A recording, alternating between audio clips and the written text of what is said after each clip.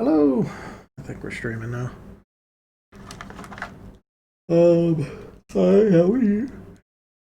Start every stream off with a yawn. Should have put on that bandana. Whatever. Um, so yeah, drawing some more. I spent a lot of early today. I say early, I woke up at like 10, but yeah, I spent a lot of my early day arranging my bestiary and just like getting it figured out with all the new stuff that's going to be in it. And yeah, after like looking at everything one more time, we ended up with like there's going to be 109 monsters with just what we're drawing because I did a lot more pilot swapping. There's a couple creatures like that I can bring out at nighttime, or I can throw in other zones and just do like a palette swap. So yeah, stretching things out a bit more. I've gotten it up to 109 monsters or enemies. Um, 14 passive creatures. There's like 15 traps. 23 bosses and well, 23 bosses, but including hyper bosses, there's 39 bosses. Hyper bosses are simply a normal enemy or a normal monster blown up. Doesn't have any fancy deaths, it just explodes or something.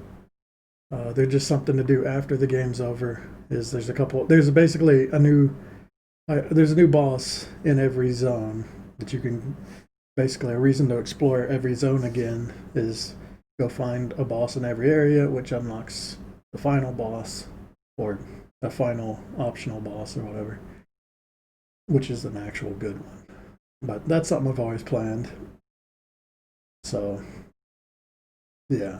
While I was going through all that, I decided I needed to like split some of my areas up.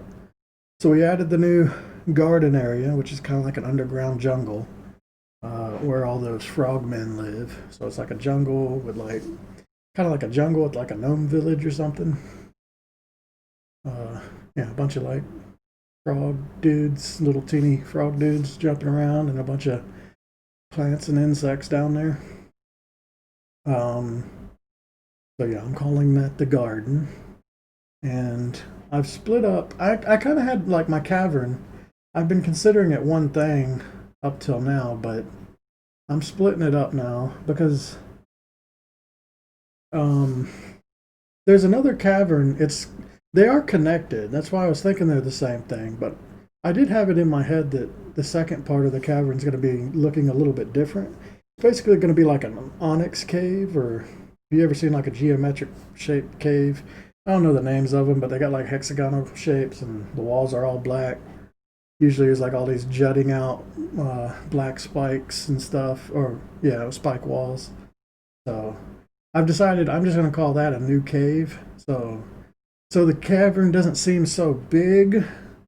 I'm I'm going to call this the Onyx Cave. So I just split up some of the monsters, and I basically filled the Onyx Cave with a whole bunch of palette swaps. So no new monsters for it. It's just I'm gonna make like a black spiked turtle. Um, yeah, we'll make frogmen like an Onyx version, an easier one.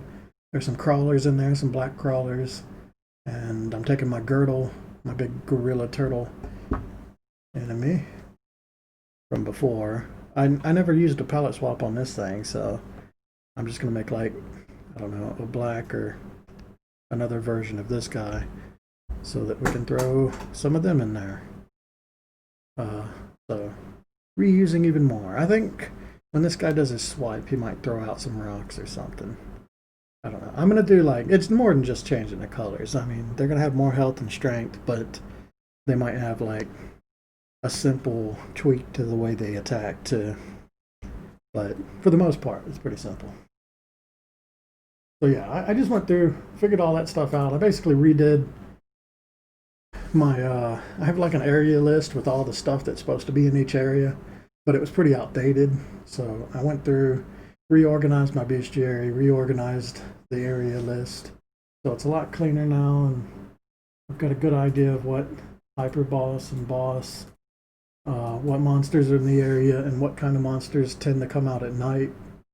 The idea is at nighttime, the monsters in the room will change position. So sometimes there'll just be more in there. Sometimes they'll just be in like areas that are more annoying, you know.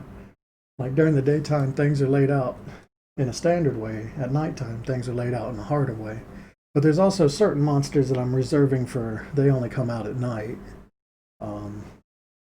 So like if you want to hunt a troll in the Red Forest, I think it only comes out at night now. Stuff like that, you know.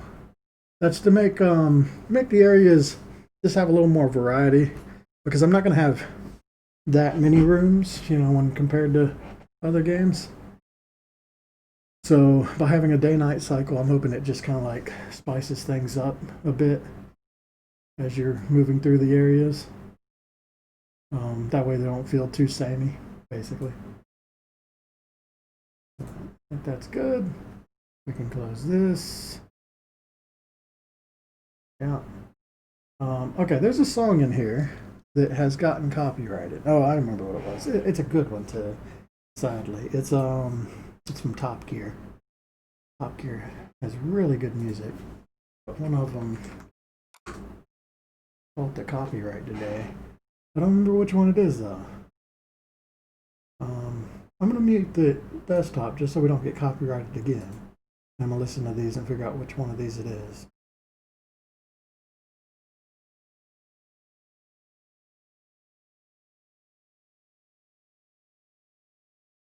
I'm pretty sure I know which one it is. I was supposed to do this before I started the stream. I just forgot. Let me just figure out which song got copyrighted. It's not a bad one. It's just a demonetization copyright. So they're taking all the money, if there was money from that video. I'm just trying to get rid of anything that would cause a copyright.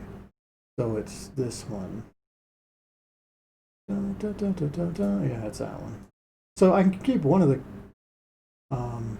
Top Gear songs. I just have to get rid of that one. Oh, you can't hear it. Well, yeah. It's a Top Gear song. Alright, that should fix that. Let me turn this back on now. It's the dun dun dun dun dun dun dun dun dun dun dun dun dun dun dun dun. So that's the one that was getting picked off. Alright, we can start this now.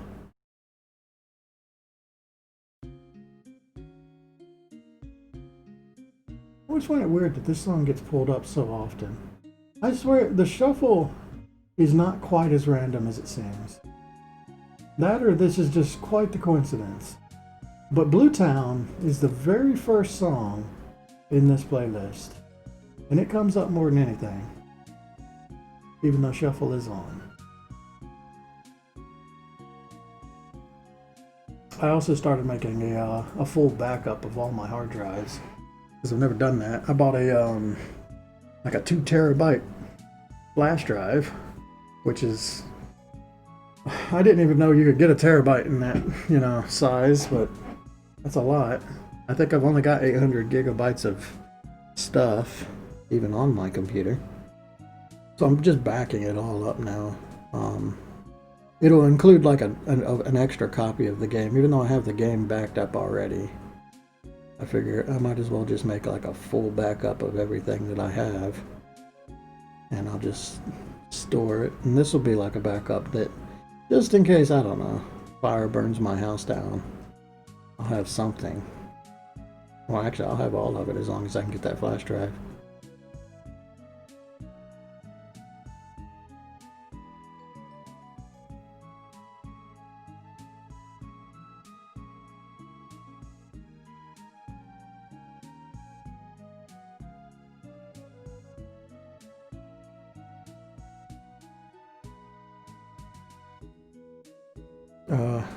Yeah, but other than all that, we're just doing this again.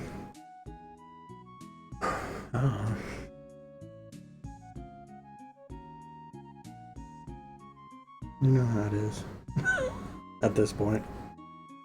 I can say I have been hemorrhaging subscribers on YouTube. They're just leaving in droves. Which I didn't have too many to begin with. I think I got up to like 50 or something in my 2 years of making YouTube videos. I made quite a lot of videos on there. I mean, if you're watching this and you're not watching the stream, if you're watching this later, then you know. But there are like 300 or something videos on that channel.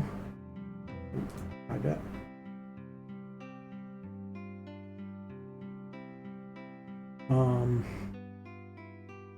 Yeah, a lot of them are leaving. I think the only thing on there right now are like dead accounts and family.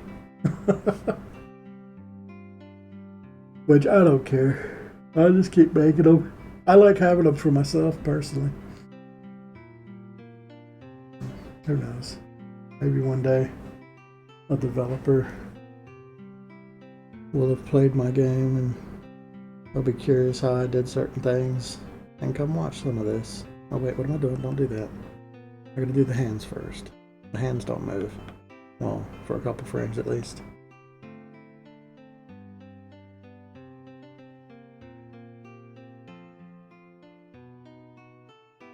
Hands and feet.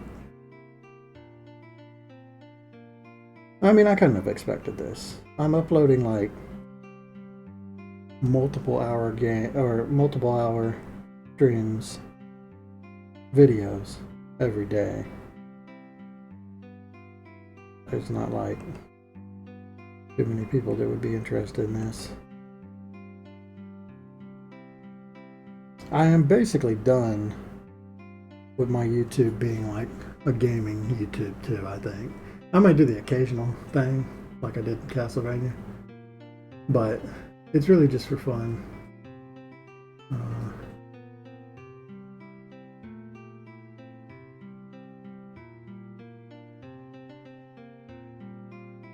So yeah, I've converted it into like, I've seen a lot of people do this, like Sips, Tomato.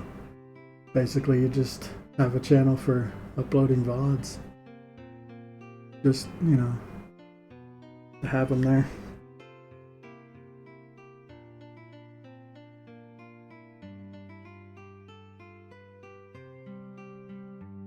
And I wasn't really using my YouTube channel for much. It was sitting dead for a while. So it seemed like the right idea to just do something with it.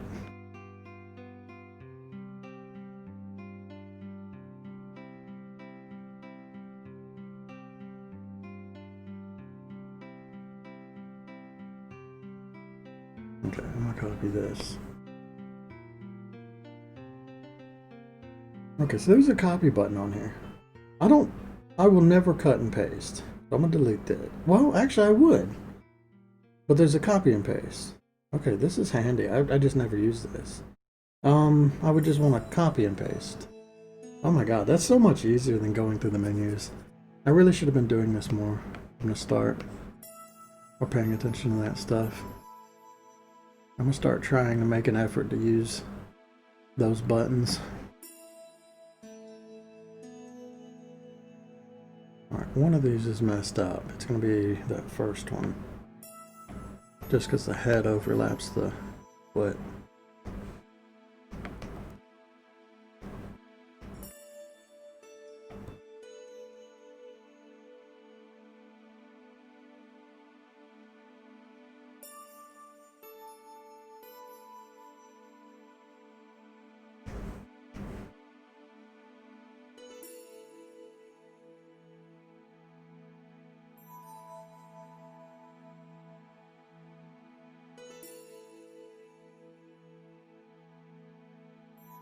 Well, everybody seems to be ecstatic about the new president.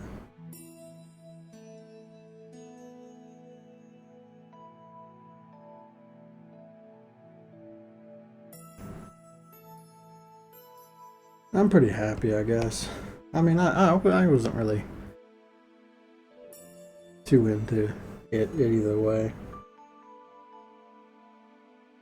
But I do think that Trump was horrible for the internet.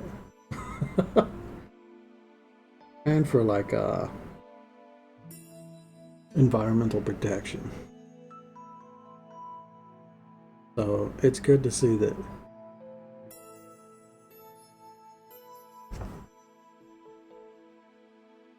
I can't remember his name. Cobain. Why am I thinking Cobain? It's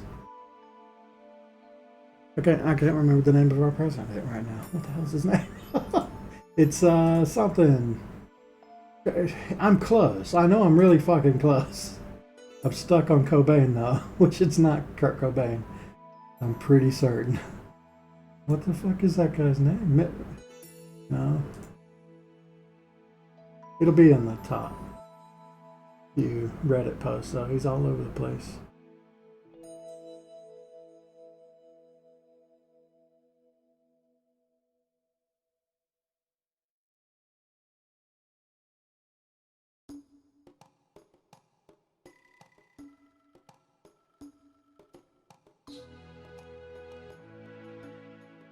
Well, I say that. Seems like, well, I've gotten rid of a lot of political stuff off my Reddit too, so you figure it would be in world news somewhere at least. I'm just gonna look this up because I really need to know. I should know this.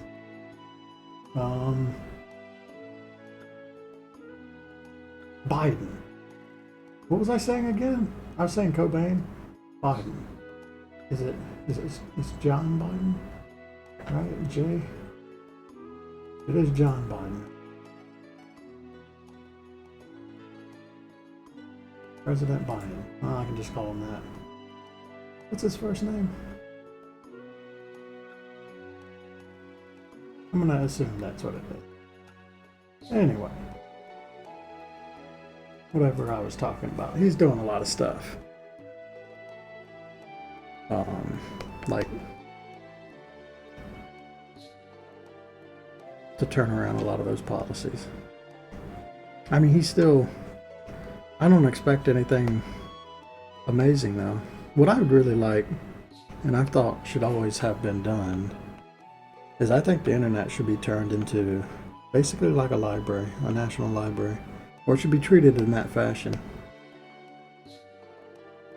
Limit how much money can be made off of it.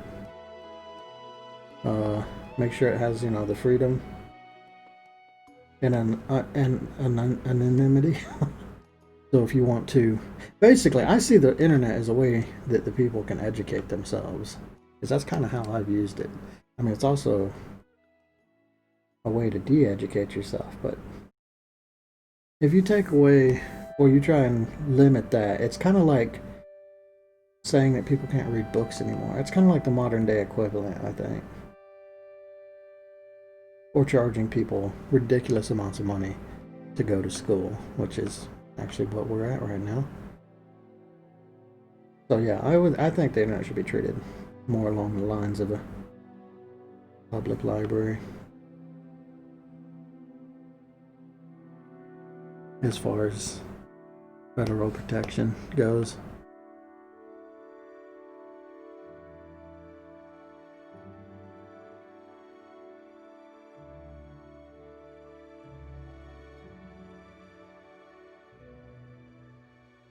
Of course, internet companies, tech giants, have so much money now.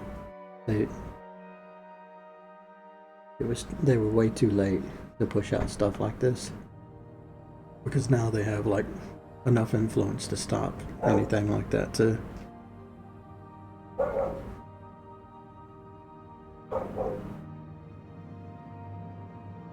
So yeah, I feel like there's a big failure to understand how powerful the internet was and regulate it appropriately when it came, or when it started becoming popular.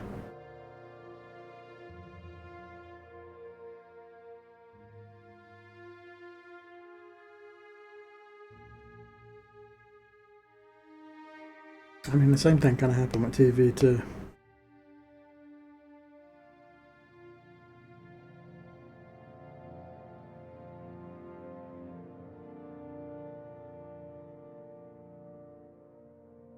And if you're in a leadership position, you really have to be or pay attention to like large monumental changes in media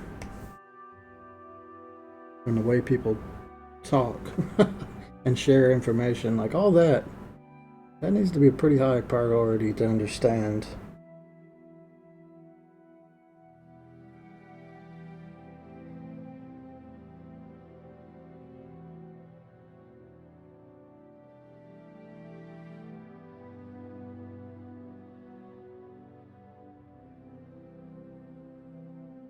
Honestly, all that said, I think people are better off with less internet too. And I say that as somebody who has been, completely born in an internet culture. Almost. I mean, I was basically lived through the creation of it, right? So I think that applies. But you have to be very careful with it. Easy to spend too much time on it.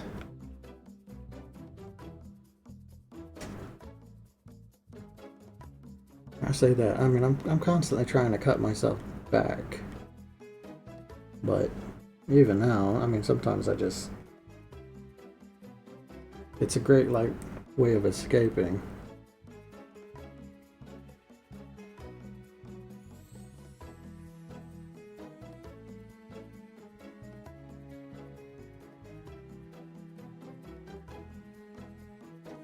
Like, mentally.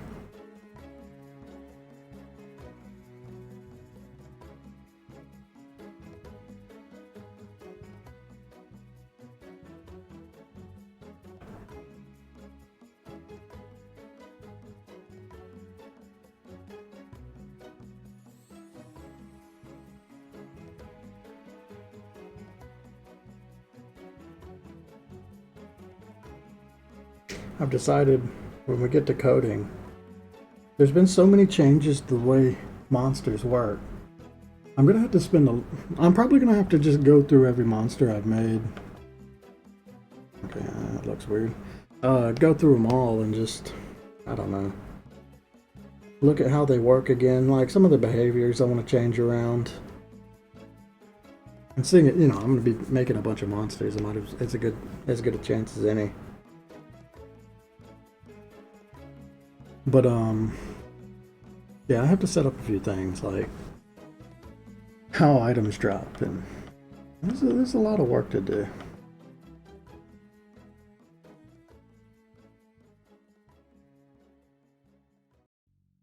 Okay, that foot looks a little weird, but whatever. Let's see. It looks so weird, I gotta fix it. Which one of these 2 feet do I like the most?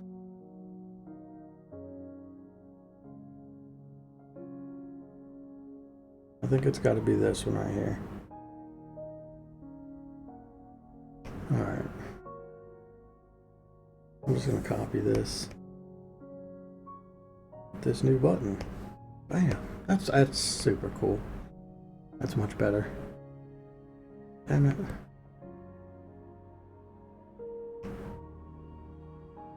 I'll just edit this one, but it doesn't need to change that much.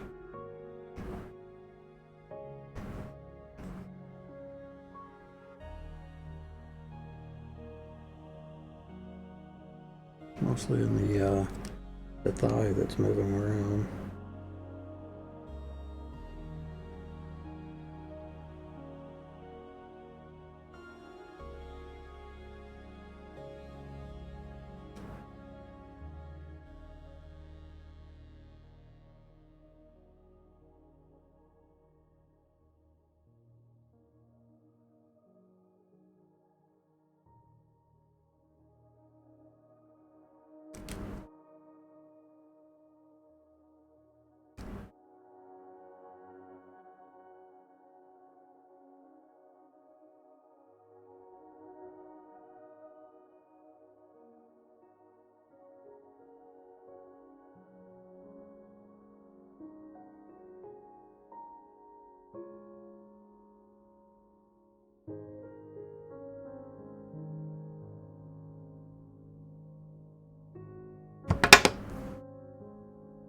Yeah, should have had the bandana. I might get it a little later. I'll take a break. Oh man. I just want it to grow just a little bit more. I need like another inch, I think, and I can actually tie it. So maybe like a few months, a month or two, we'll be good to go. I hope. Once I can tie it, I'm going like permanent ponytail, by the way. I don't even care.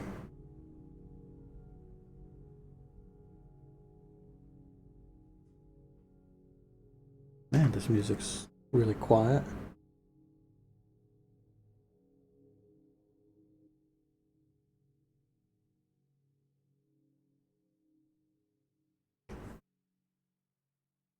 Well, I mean, I can't hear it. You probably can.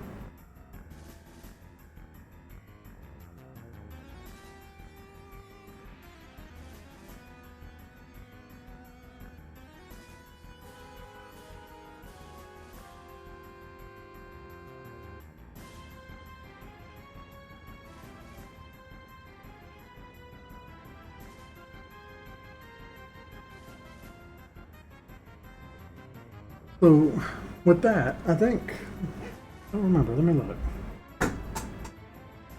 What's my new area count? It's,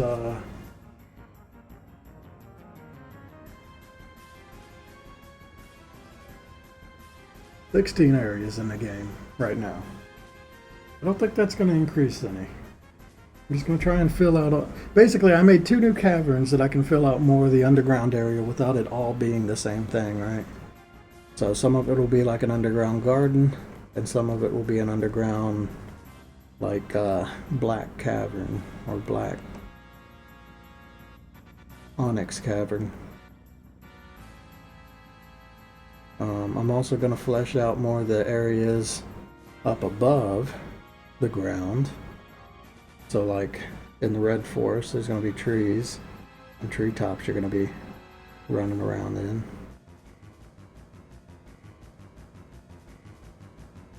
But I'm going to do that much later.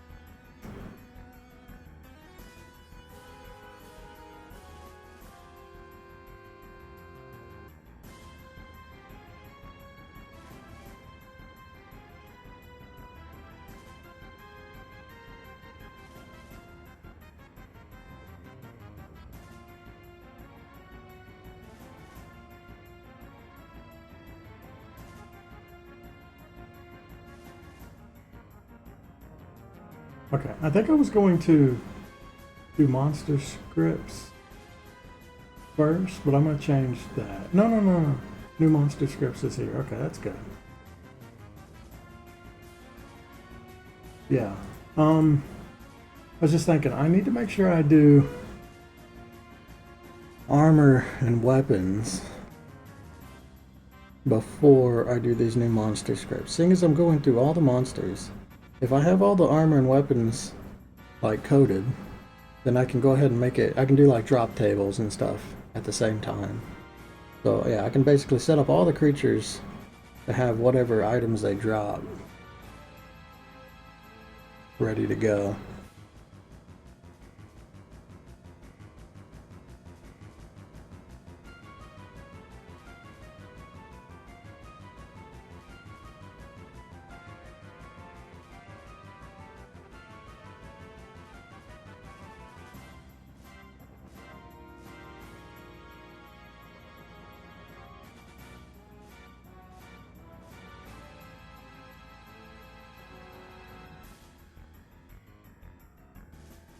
Is it Joe Biden? I think it's Joe. Now that I think about it, it's definitely Joe Biden.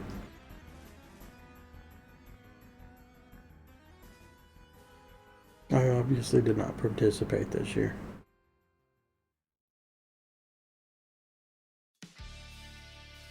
But I probably would have. I don't know. Usually my votes go to like Green Party. Just because I don't tend to like either of the main candidates in any like election that I've been able to vote in.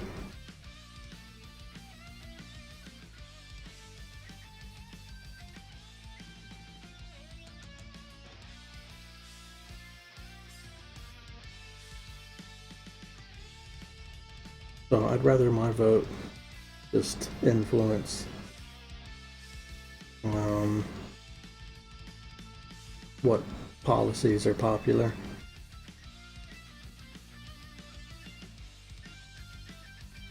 Like cleaner, more reliable energy and recycling that actually does something. So much of recycling is a hoax. It's nuts.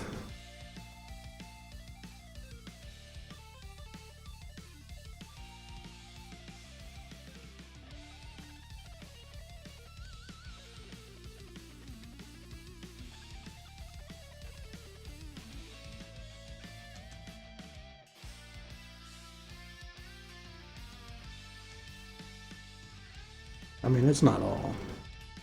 I think paper recycling and glass recycling are pretty good. Plastic recycling is a joke, though.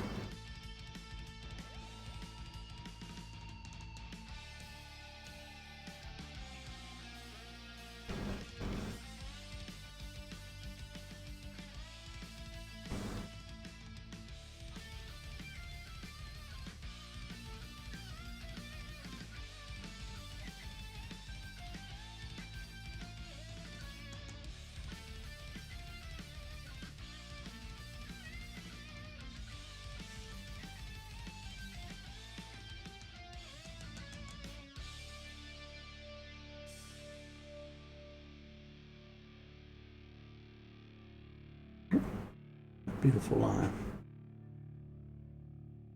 When I do a really long line and I'm doing it well, by the end of it, I start to panic. I'm afraid I'm gonna mess it up, and that makes me mess it up.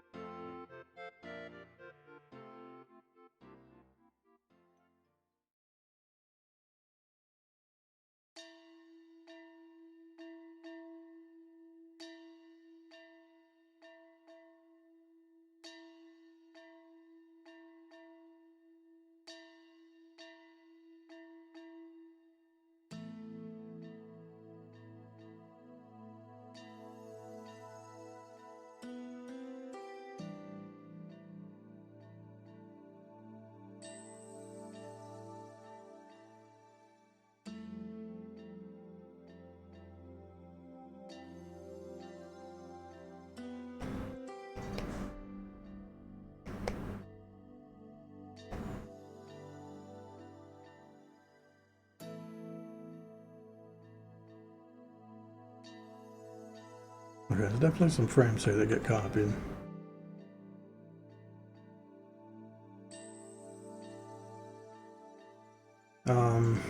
It starts at 4.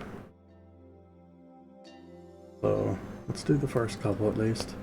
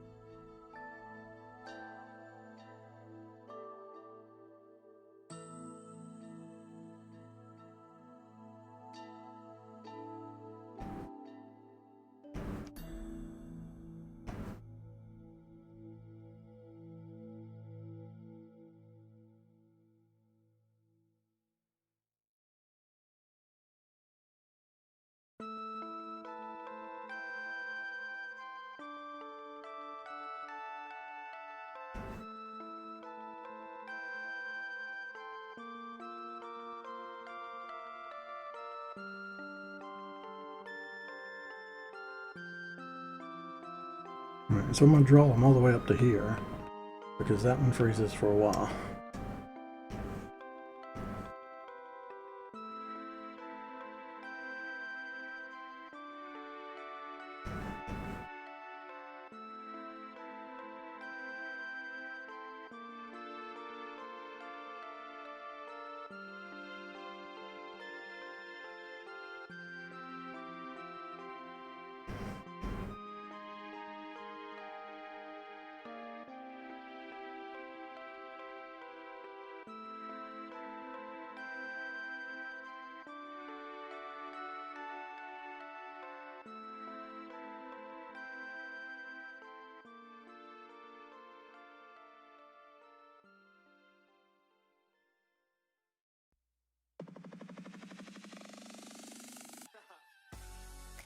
I'm a living legend.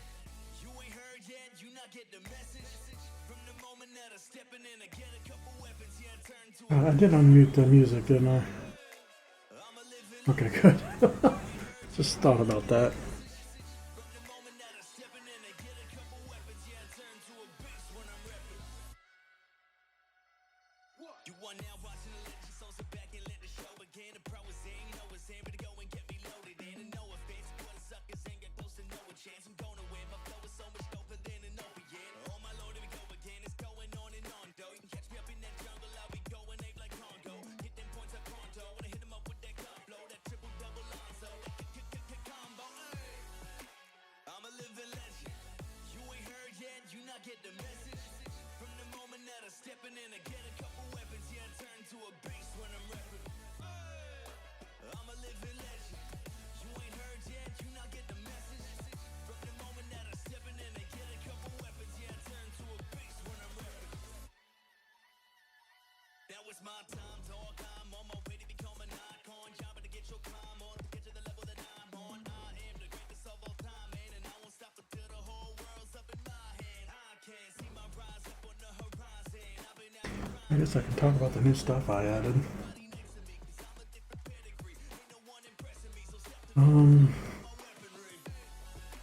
Let's do that.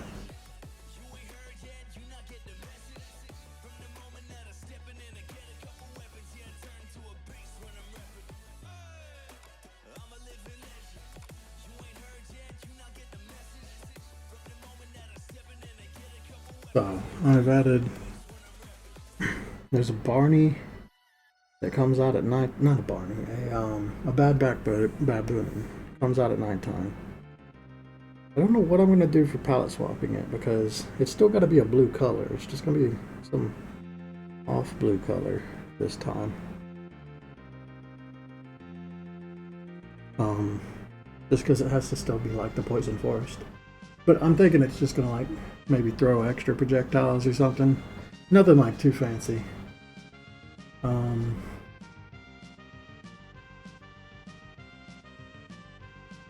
There's going to be a couple crawlers, like that haunted crawler that I did.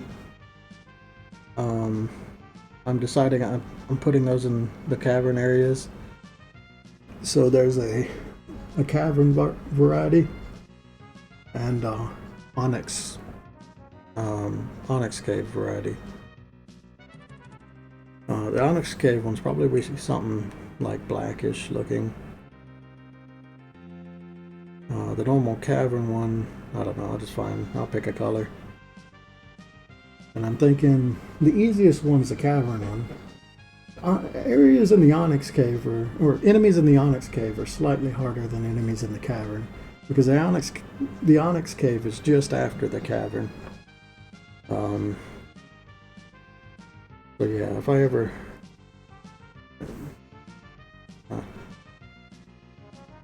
you can just think of the difficulty that way.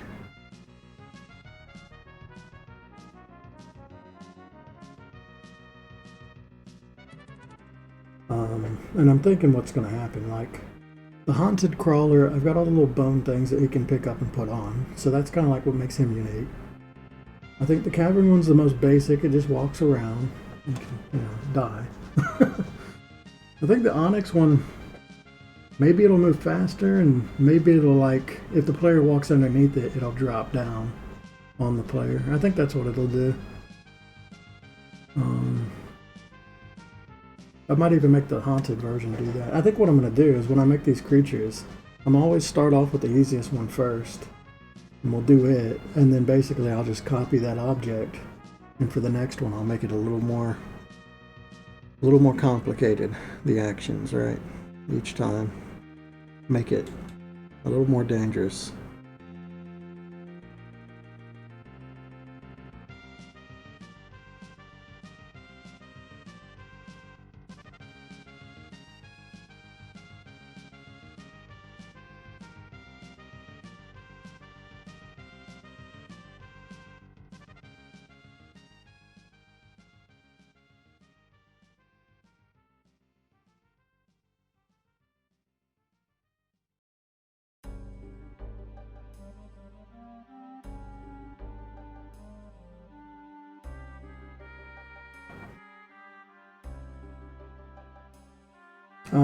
I have a Creepatops enemy. It's the one that has a big ol' sax under its throat. I had it. It's basically like a gate for the swamp to keep a new player from wandering into the swamp because it's a tougher enemy, and it like knocks you out of the screen if you ever get hit by it. But I was only using it for that one area, so it seems a shame. So what I'm doing is I'm gonna make a like a bone waste version of the Creepatops. He seems to fit in there pretty well, and I don't know what I'll do differently with them, but yeah, I think there'll just be like one room in the bone waste where you can come across this guy and you'll have to get past him. But he's gonna be the same, maybe attacks a little faster or something like that. And he's definitely got more health. You can just assume that for most of these they've got more health.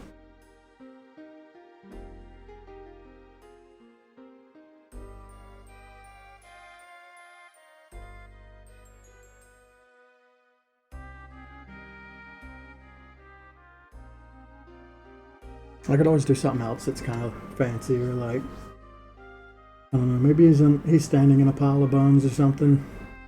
So when he does his like claw swipe, it shoots bones up in the air or something that are kind of like projectiles. I could always do something like that. I feel like changes like that would probably be better implementing at a later time. Like after I do the backgrounds and I play the game again, if I feel like any creatures, I think that's the time you can look at a monster and be like, okay, it would be cool if he did this instead, right?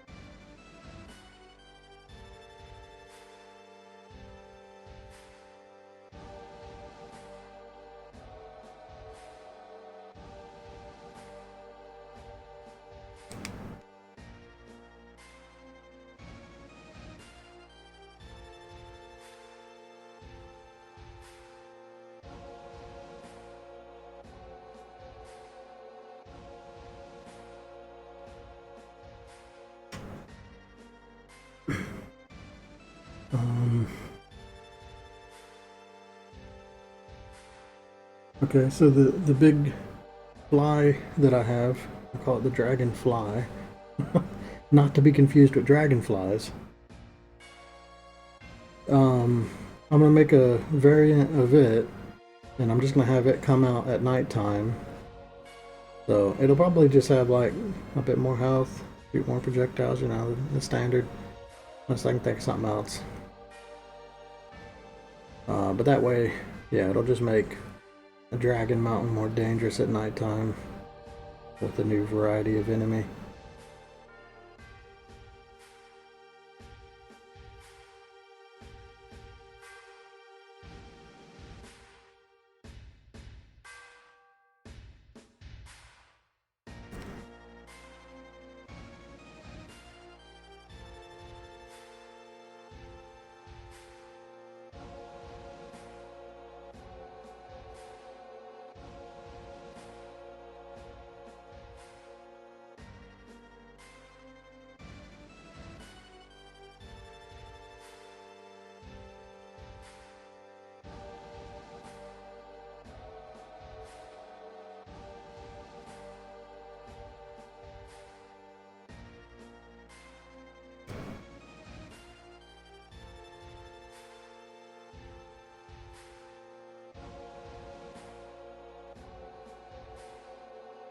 Okay, what else we got? We got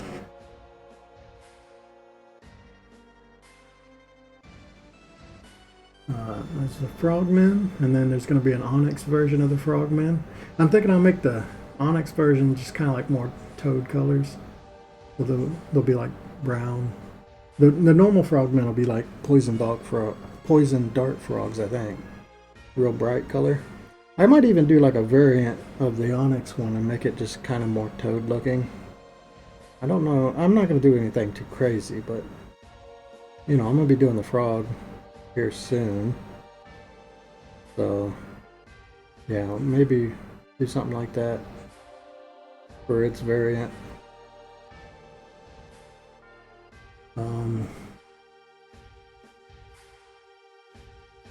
I've decided the Gox. The Gox is the big chameleon thing that shoots its tongue out and eats bugs. I'm going to put it in the garden as well, but I'm going to have something else come out of it instead of the cave gremlin. I'll have a something from the garden come out of it. I think it could just be like a little frogman comes out, and that would be funny. Like he got eaten. And we saved him, and then we'll immediately kill him again. And that will probably, I'm thinking that will be the green version that I've got, and I'll make the cavern one something different. Maybe again like a toned down browner color or something. Maybe I'll make it yellow. I'm just gonna like put them in game. I'm gonna make a color test room where I can test and figure out like what colors I want to change things when I do variants. I think that would be the easiest way to do it, and that way I can get like the proper numbers. So I'll just make like a bunch of sliders and stuff. Figure that stuff out.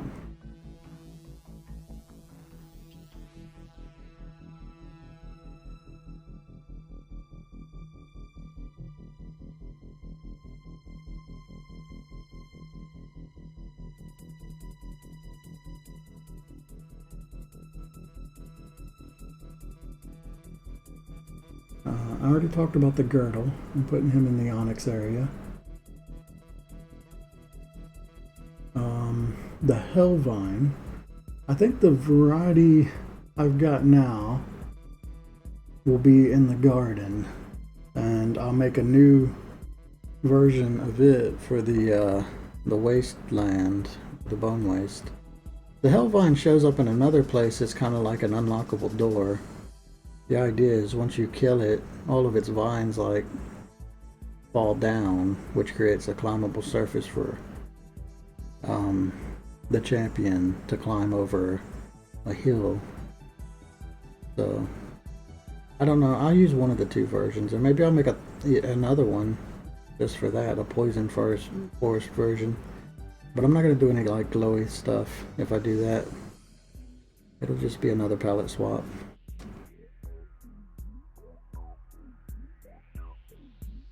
I might do that. We'll make like a blue version of the Hellvine.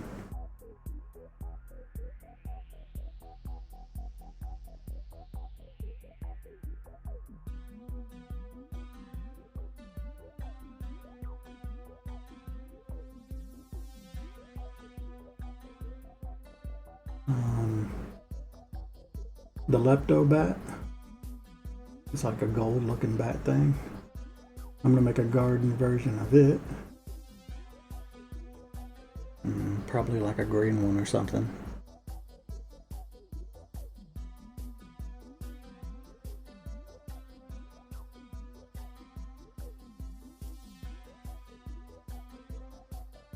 The mosquito, I'm gonna make another palette swap of it. It'll come out in the swamp at night. Make the swamps more dangerous. There'll be another type of mosquito. Probably flies a little faster. Or flies in an unusual pattern, I think, something like that. Usually the mosquitoes just come straight towards you and you have to kill them. The first mosquito, the swamp mosquito, is supposed to be the easy one. It just comes at you really slowly, attack and kill it. The night version will probably, I think it'll fly faster, or it'll fly, in an uneven pattern, but still coming towards you. And the bone waste version is just like a little of all that. So it's the hardest one.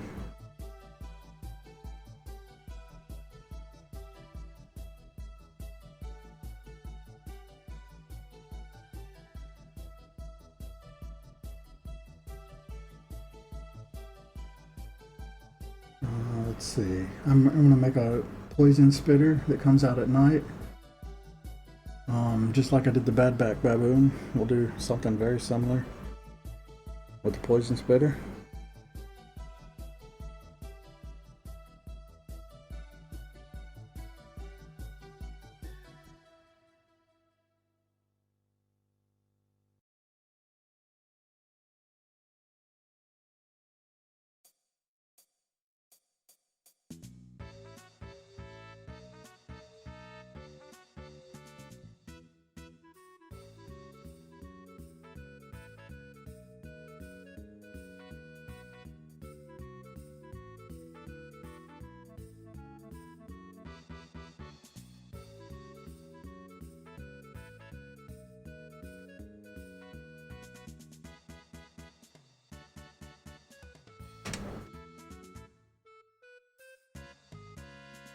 Let's see.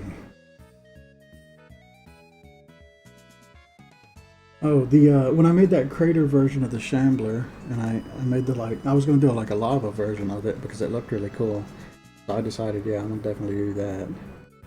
I think, I'll definitely be able to just go in.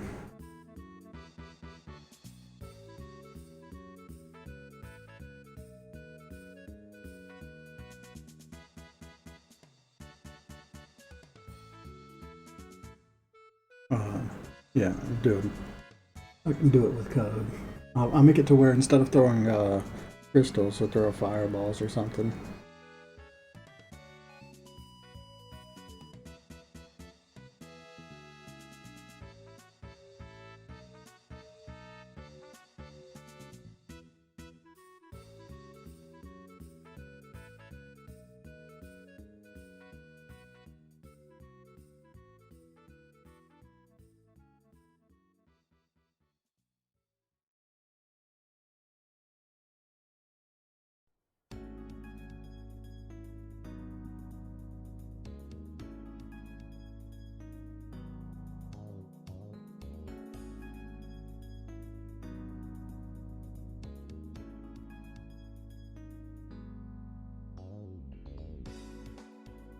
I'm making an onyx version of the spiked turtle, thinking it's just going to be a black turtle.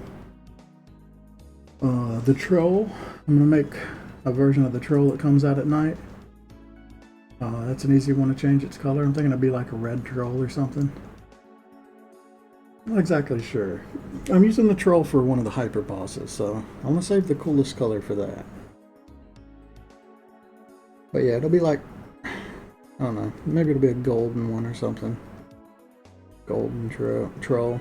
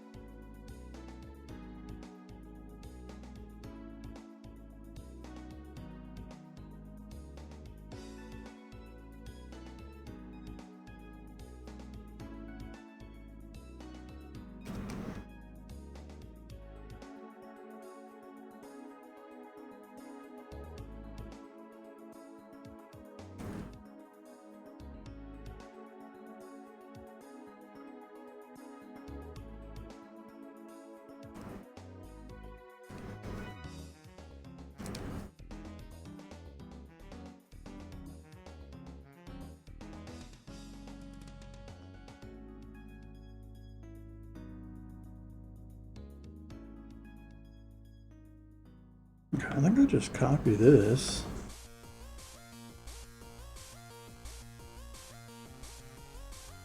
At least to here.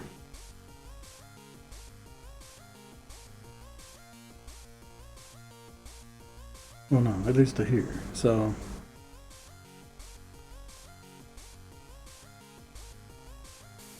5, 6, 7.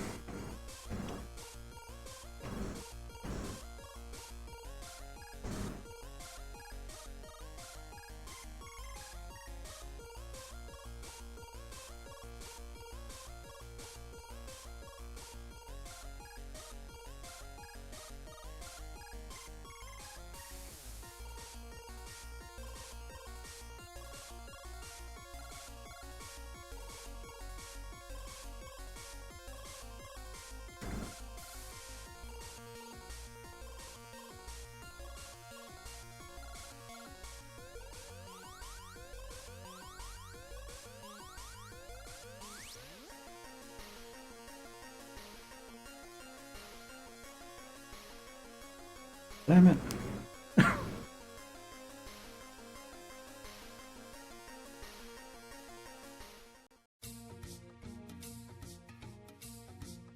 So hard to link up lines.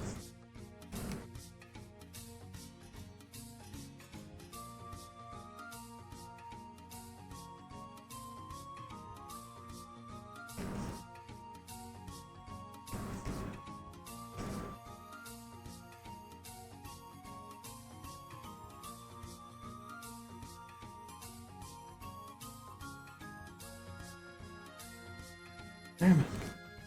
Did it again.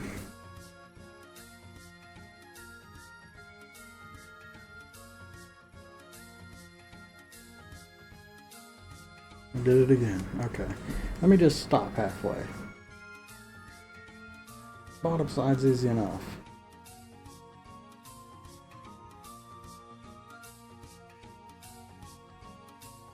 Oh, that's pretty close.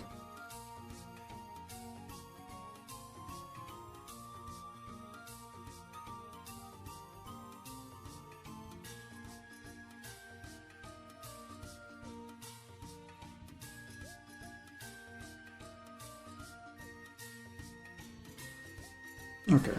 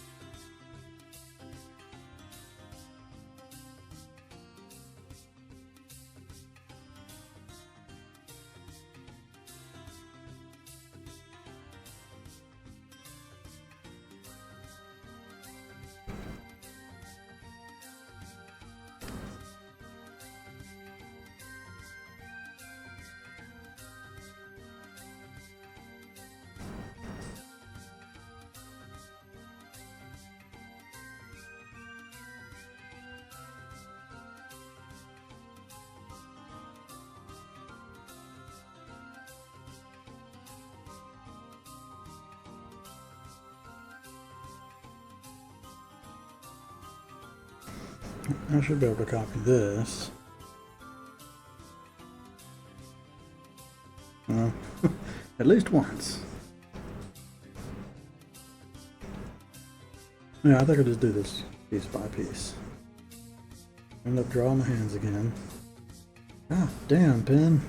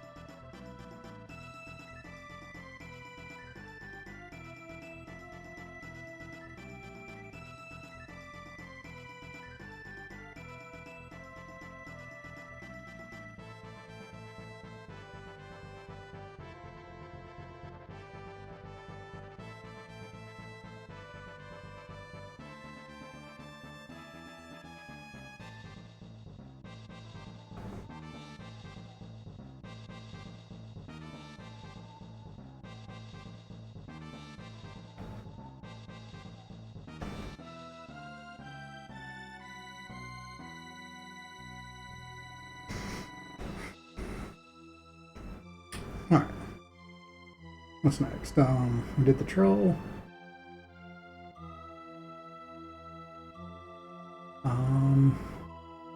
There's the demon cultist that's going to be in the wasteland.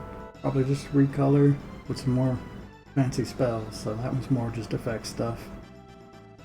There was the bloody axeman, which I'm using one of my NPCs has like golden armor on. I'm just going to make an enemy variant of that. Basically, I'm going to take that and just splash blood on his armor or something. I don't know exactly. And give him like a bloody axe. And that's a very rare monster that drops the blood armor.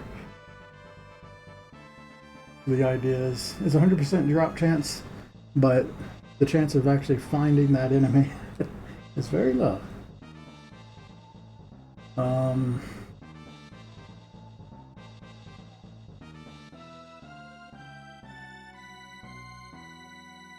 That's really it with that stuff.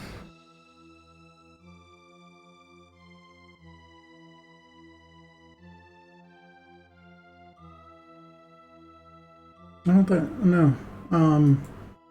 To fill time, I could just talk about more areas and what I was planning on putting in them. I could also talk about the hyper bosses. I guess I could do that. I mean, I don't really know what I want with hyper bosses. The idea is I'm not gonna like touch hyper bosses until, you know, much later. They're kind of like, well, the idea behind them is, after you've beaten the game, you've got all the best armor, mostly, you know, mostly all the best equipment. I always thought it was a shame, like, when you get the good stuff, there's nothing else to do in the game. So, I want, like, after you've gotten all the good stuff, there's like, I don't know, 16 more bosses that you can fight. So the bosses are very simple. They're just blown up versions of normal creatures. That's why, because it kind of works because I've been drawing all these monsters very large, right? Like my dragonfly's got a ton of detail in it, but it gets shrunk down like really tiny when it gets put in the game. But to so that that's not wasted, one of the hyper bosses will be a giant dragonfly, basically. So we can see a nice big one. And I'm thinking in the giant dragonfly fight, it's just there's a ton of dragonflies of every color and from every stage. They'll be going across the screen, and then sometimes the dragonfly will, you know, zoom back and then go across the screen as well. My dragonflies are basically Medusa heads. They move with a sine wave. So it'll be something like that. And the idea is hyper bosses just have a ridiculous amount of health. So you're gonna they're like battles of endurance. So you're gonna need really good weapons and armor when you fight them. I mean, it's a you know, it's a late game challenge basically. It's not really a key part of the game. It's after the final boss is when you can fight these. So this is just some bonus content that you can do if you would like to after the game has finished. So they're fairly simple. Like, it's just a dragonfly, a big one, same animations, it flies around. And like anything that I do is going to be purely through coding for these hyper bosses, basically. So yeah, I'm just gonna I'm just basically gonna take my monsters and make them into bosses, right? Certain ones, and put them in an area. So that's the swamp hyper boss, because the swamp's got like a ton of dragonflies in it. It seemed like the best place to put him.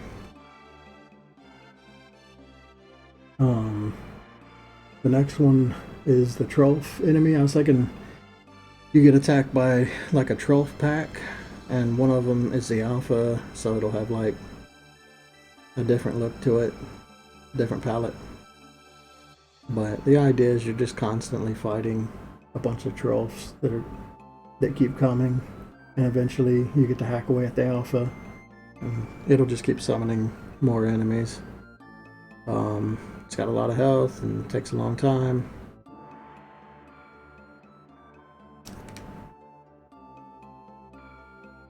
I'm thinking with all these hyper bosses, I'm not going to lock you in the stage either, so you have to, it's even extra hard because if you ever get knocked out of the stage,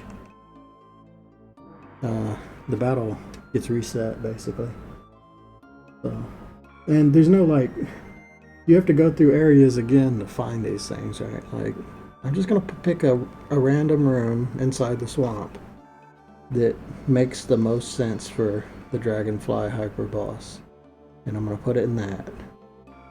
And you can do these in any order, but there is an NPC in town that tells you about them too.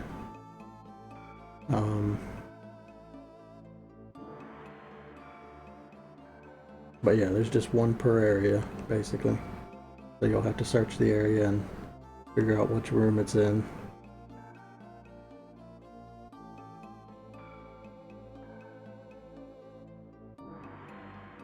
And I'm thinking the Trollf one, I think I put it in the Bone Waste. It was going to be in a different area, but I changed my mind.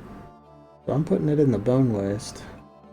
It's going to be like, this is a pack of scavenger Trollfs or something that roam the waste. So I might even color them all to be like, I don't know, a less saturated blue or something. I might even put the trophy in the bone waste now that I think about it, because it's only in one part of the game at the moment. It shows up in the red forest, so maybe I do a palette swap of it and throw it in the bone waste as well. Yeah, that makes a lot of sense. I think I am going to do that. That way, when you fight the hyper version, it makes sense, right? Because there are trolls in that area.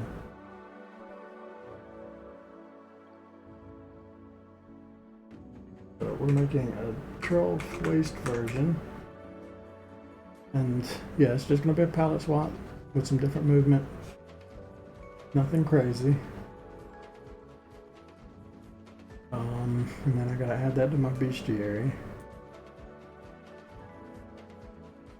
Let me, wait, before I do all this, let me make sure it is the bone waste, right? Yeah, okay.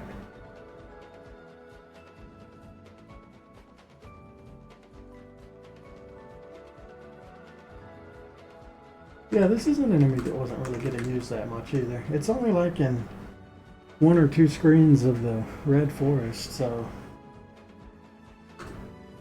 glad I get to use it somewhere else.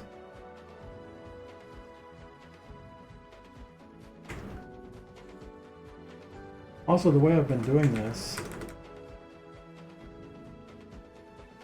is any of these monsters that have like a unique armor set, I make it to where the weaker ones have a much rarer chance of dropping the item, but if you want to get the item fast, you can grind it from the stronger monsters and you'll have a much higher chance of it dropping. So yeah, the weak ones, it's like a rare chance. The next one up will be a normal chance. And I think if I have like 3 versions of a monster, like the dragonfly, the normal one's got like an extremely rare. So it goes extremely rare, rare, and then normal. Normal being like 10% chance. So you only have to kill like 10 of them until you find it. But extremely rare is like you gotta kill 100 of them. Rare, you've got to kill,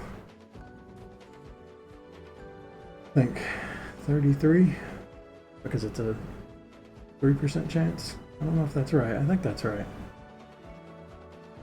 If you kill 33 of them, you should. I mean, 33 is 1 in 33, right? If it's a 3% chance, is about it. I know 1% is 1 in 100, so yeah, kill 100, you should get 1. 10%, 1 every 10. That's kind of how I have it set up right now, and I'm going to put those on variables so I can adjust them later. So basically, yeah, I'm just going to say that the percent chance is some sort of variable number, which correlates to whatever that equals, and that way I can adjust it, and it'll adjust everything, all the monsters, because there's a lot. And if I decide like rare is too common, or you know, comes too often, I can lower it down from like 3% to 2%. These are, I think a 1% chance is actually pretty good. I was comparing myself again to Castlevania about how I wanted to do drops. I'm not exactly sure if I got it right.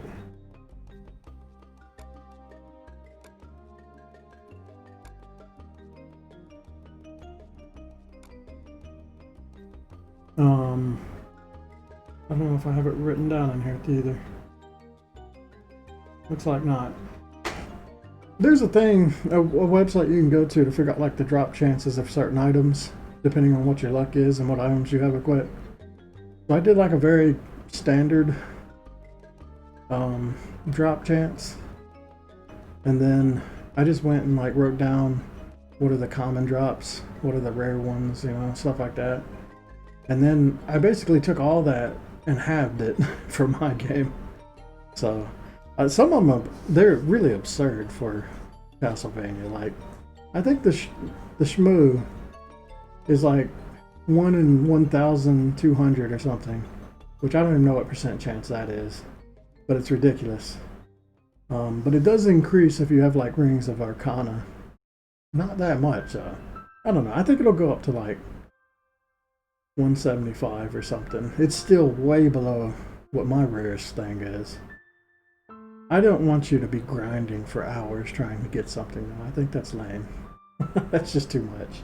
I want it to be pretty rare. Rare enough to where you're not going to accidentally get it like every time you play the game.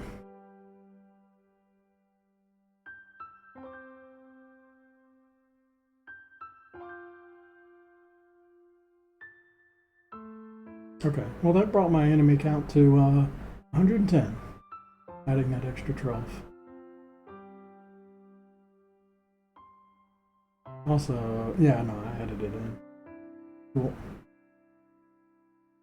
Yeah, I'm just like, anything that I can think of like that. Just, it gives a little more variety in the areas. And it lets me reuse some monsters that aren't getting much use anyway.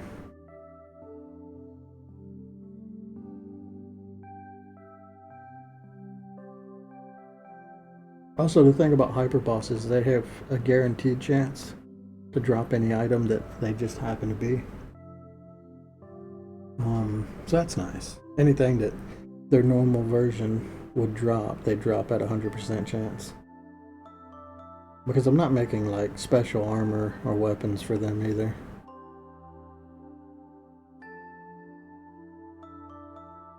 Damn, I cannot draw a line.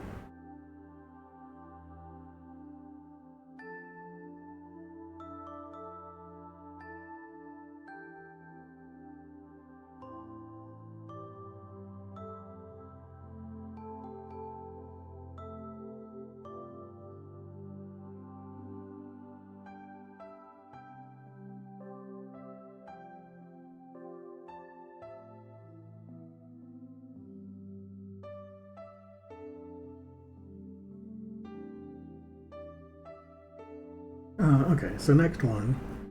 There's going to be a giant spider hyper boss. This one is actually going to be a new drawing. Because I want to draw like a big limbo spider, basically. It's not going to be too crazy. I've made it pretty simple. But yeah, I want like a giant spider in the poison forest for the hyper boss.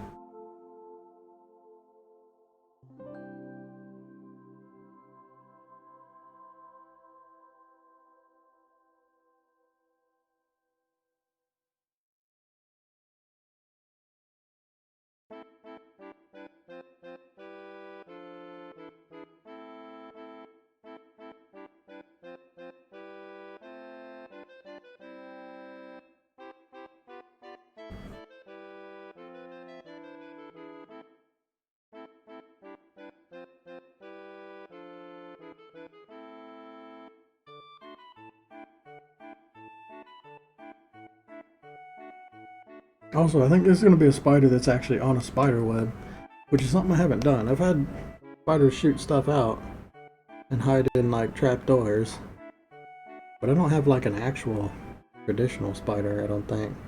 That's kind of like one thing that the hyper boss can do, is it moves around on a web.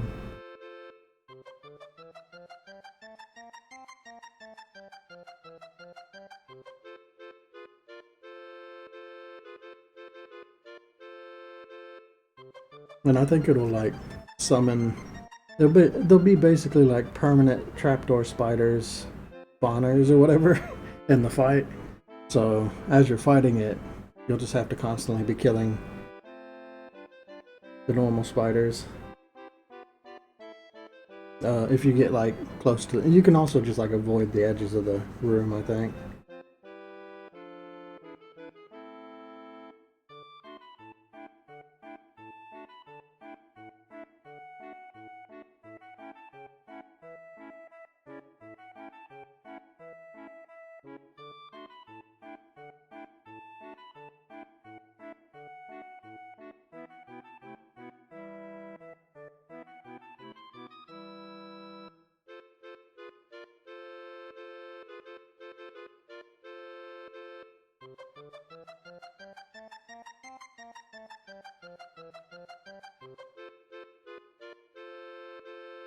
So the next one,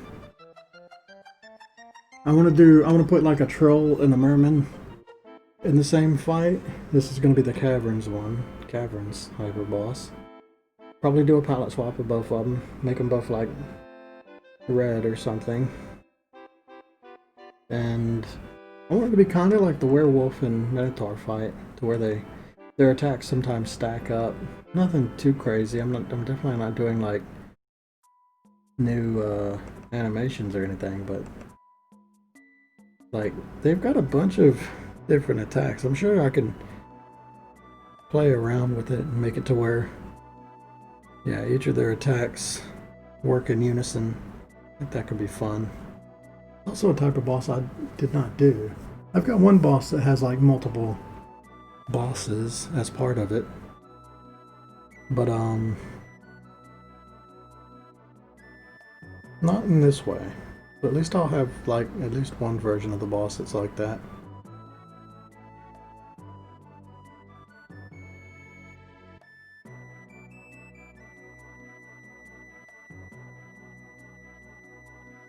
So yeah, you'll have to kill them both in that fight. There's a giant crab, Guanaco. This one's supposed to be a completely silly fight. This is one of my like earlier enemies. All it really does is pinch at you. So I'm thinking the crab Guanaco, it's a giant version, but all it does is pinch. So it's the exact same thing. It's just bigger. But the idea is once you actually kill it, it's got a lot of health, you gotta hack through it. But once you finally kill it, like every time you kill a crab in my game, it summons a taco wolf, which is just a really fast octopus that runs at you, or runs across the screen. Eats the corpse of the eats the corpse of the crab while attacking you. But this giant Guanaco, even though it was kind of like a pathetic boss fight, when you kill it, it just summons like a whole swarm of taco wolves that like devour it and then go running at you. Which it can be pretty dangerous. You're gonna have to like hack your way through them all, like a stampede of octopus. I think it sounds fun. If you do manage to kill it though, I mean you'll still get credit for it, even if you get knocked off in the end.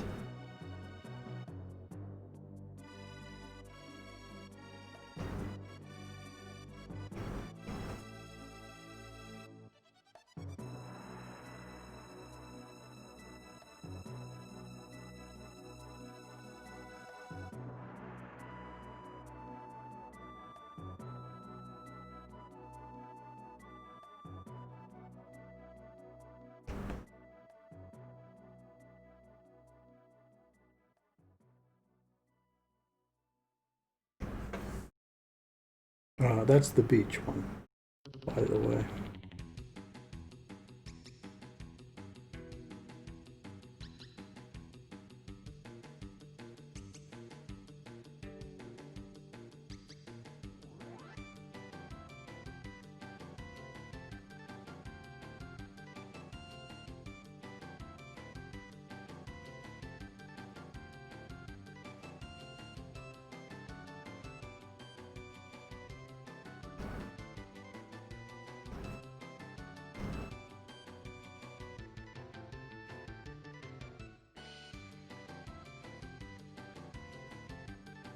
I'm gonna go through every single one of these sketches. That just finished the line work, but I'm gonna make sure there's no. I'm just gonna clean it all up. Any lines that are a little weird.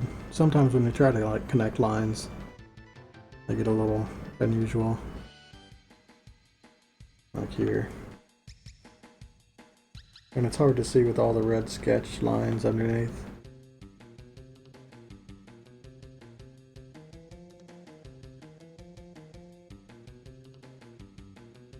But also, it becomes easy to like see if you accidentally left out a foot or something, right?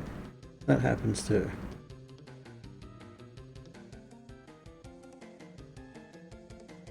So I think it's just a good idea.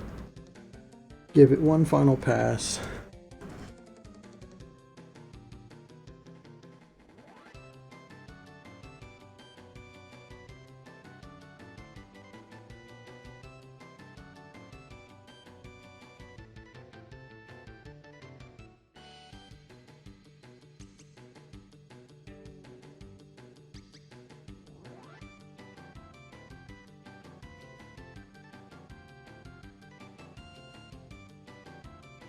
I like how there's two settings for erasing the line. One is miss, miss, miss, miss, murder the line. Like,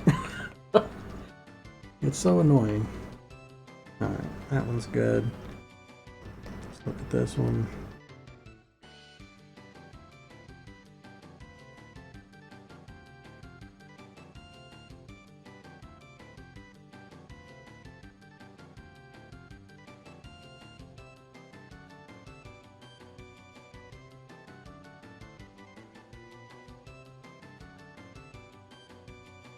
I guess that line would show up just a bit here.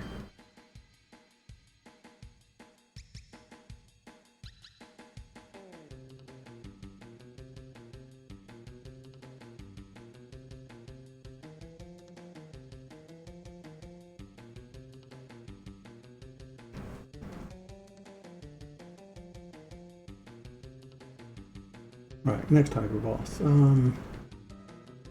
Okay, so there's gonna be a giant behemoth. I think I'm putting it in the desert area. So basically this is an ancient behemoth that's going to die. He's going to the, he's on his way to the bone waste basically. But he's a very large, extra large behemoth. Probably a different color. And just an absolute ridiculous amount of HP. I mean, the normal behemoth has a lot of HP. This will be like twice as much. So it'll be a very long fight. There's a Harpy Queen. I think I just made it to where she fires more projectiles and moves a little faster, stuff like that. Got a lot of health, and you might summon harpies during a fight. I think most of these fights, like if they're a monster, they summon all the variants of their monster, right? So there's like a couple variants of harpies that might get summoned as part of that fight.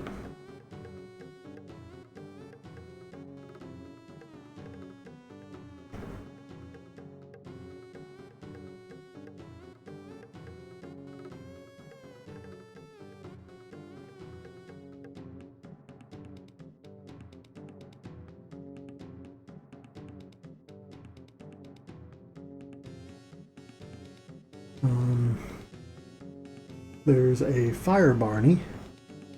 The little Barney dudes that are inside the lava cave. This is the lava cave version. Oh, the harpy was Dragon Cave.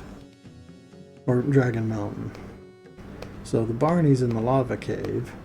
And what I'm going to do, I was thinking this would be a fun one because I'll just line the roof of the cave or wherever you're fighting it with Barneys. And I'm going to make it to where, yeah, this is kind of like the fight in Super Mario where the guy comes out of the tunnel and you have to pick the correct one. Yeah, I'm just going to make it to where there's a whole bunch of Barneys and the red one, the fire one, will appear out of a random one. And you just got to like hack your way through them. And you can either attack the Barneys individually because every time you kill them, they're dead. But yeah, the idea is to just keep running around and finding the right one until it's dead, the fire Barney. I like the idea of that fight. That's another kind of boss fight that's unique. I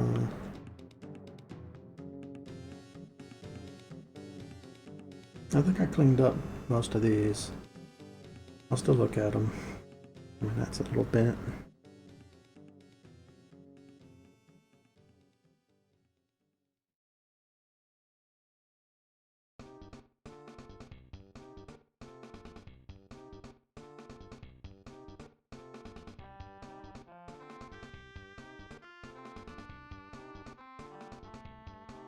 Also, I was thinking when the champion equips or puts a sword on the Warbeast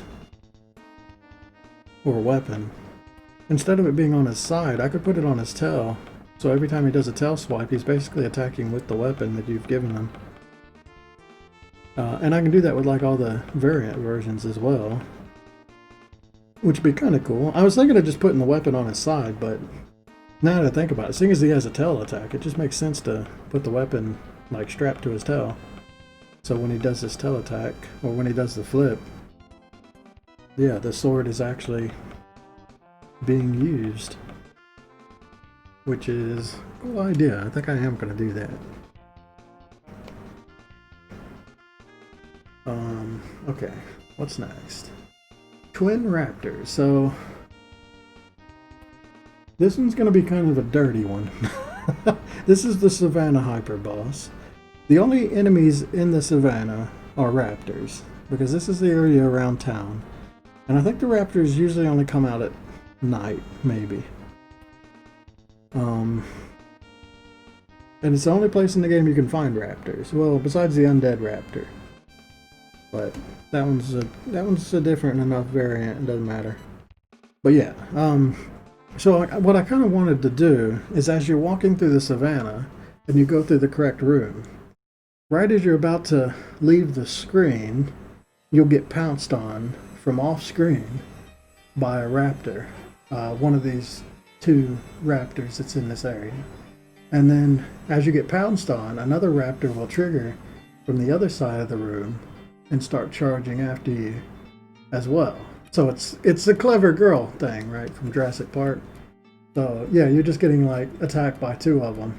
And that's kind of like how this fight works, is they'll both attack you for a little while and then they'll run back off screen. And the second you get close to the edge of the screen again, you'll get pounced on. So you'll have to you'll learn that you dodge out of the way or something, and then you can fight them both. And that's kind of like how that fight works, is you're fighting two again. But yeah, you gotta like bait them out, and they're ambushing you, basically.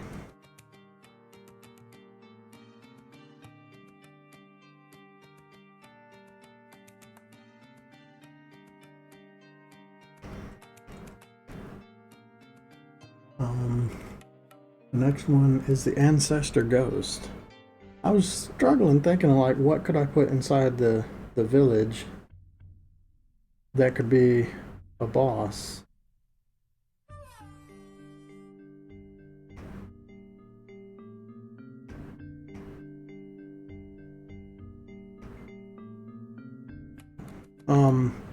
But then I thought it would be cool if there's a boss inside of the player home, and it's basically a ghost, like it's haunted or something. So you fight like a special ghost in there.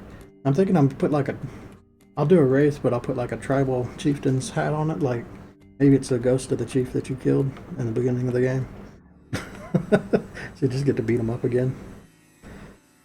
So that was kind of the idea of that. And I get to reuse my wraith enemy.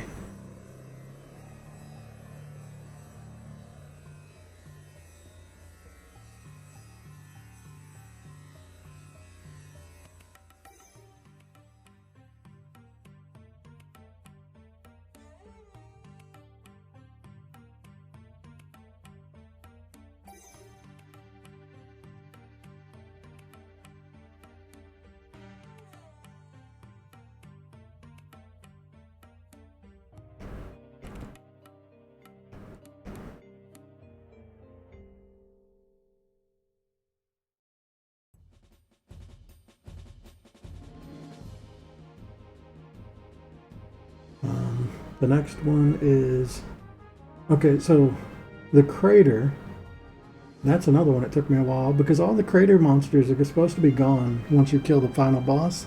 So the area will be mostly just vacant. But what I thought would be fun is you have like another crystal drone, but make it really big. So I'm calling it like the crystal ship. And it just comes like rising up out of the ground. And it's just like a fancy crystal drone that was left over. A giant one, so it's like an alien ship you have to fight. So I just blow it up. And I'll probably give it like lasers or have it fire off crystals or something. It'll definitely do the crystal attack on you still, just like the normal ones. And if it ever like manages to hit you, then it'll fly down and actually attack you, as opposed to the normal one. So it's just a beefed up, larger version of the crystal drone.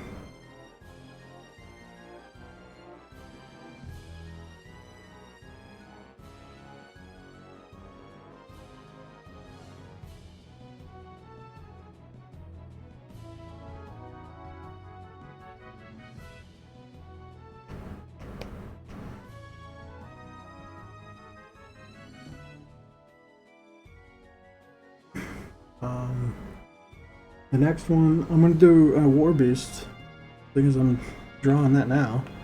I was thinking of making like a ninja dog or something. I'm not exactly sure what this will be, because I'm using so many types of Warbeast. It's got to be something new. I don't know. Just some sort of like crazy, super strong Warbeast. Even faster than any of the other ones. Maybe it's got some sort of teleportation, like shadow attack. That's why I was thinking like it's a ninja dog.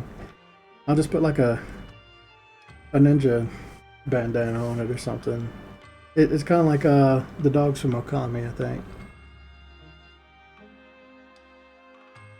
I don't know. That was the first thing that came to mind for it.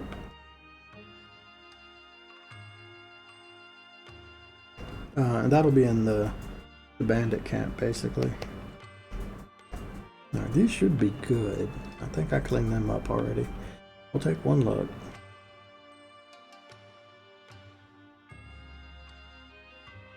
Well, I'll say that. A little messy.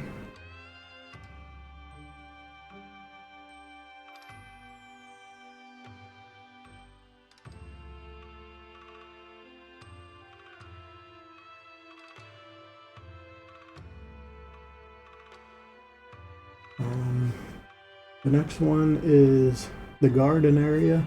I'm gonna have one of those living hives. I'm just gonna make a giant living hive. And because the living hive insects are basically just roaches, this thing's just gonna be like, it produces full-size roaches of every variety. So it's kind of like a roach boss as well.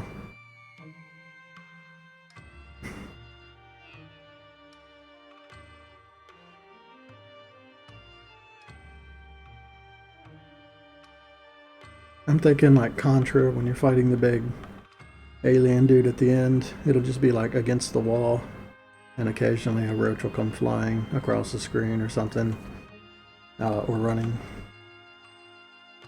So, yeah, just a lot of those enemies.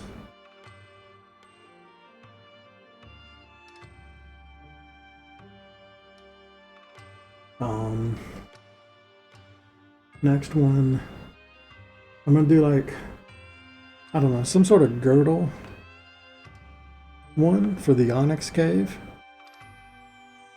I've called it the Silver Girdle, because the girdle is a gorilla turtle. That's why it's named that. So I was thinking a silverback girdle.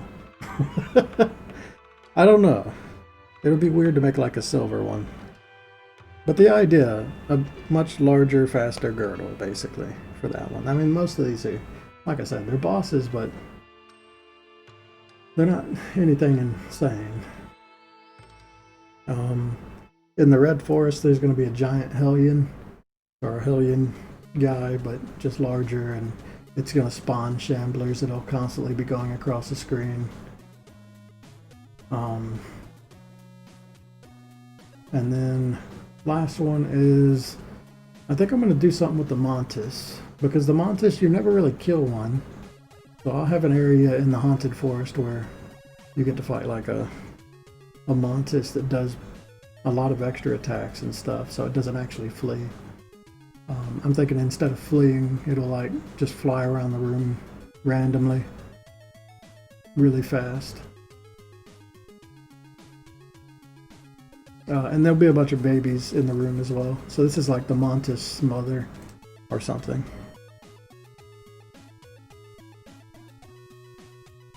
That's basically it. That's all the hyper bosses.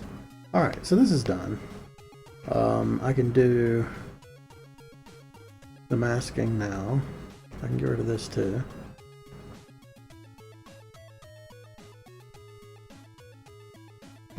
No reason to delete that. So the way I've set this up, I've done them all in their own folders. I wonder, I've never done this before, but can I just select, I might be able to just select this folder as a reference. Hide all that. Grab this one.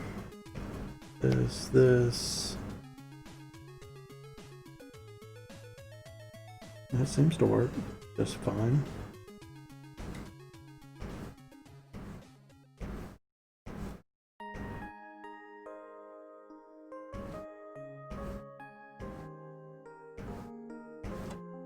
think I'm gonna go ahead and just do all these and then go back in afterwards and do any corrections that need to be done.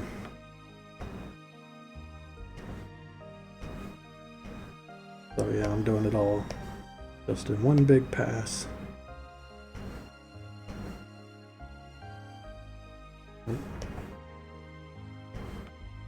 I guess this would be a good thing for an auto action. Now that I'm thinking about it, I might have looked at that before too, and I've just forgotten about it. It would be an auto action. I don't know how those work though. Uh-oh. No, that's good. Let's see. I mean, I would have to select stuff. It would just I'd need one button that automatically grows the area above 1 pixel and fills it in. I think that's really all I have to do. Let me go ahead and just look at that. If I could do that, it does save me time. Oh, it also has to invert the area. Okay, where are the auto actions at? Auto action. So how the hell do you make one of these again? Create a new auto action. Okay, so this is going to be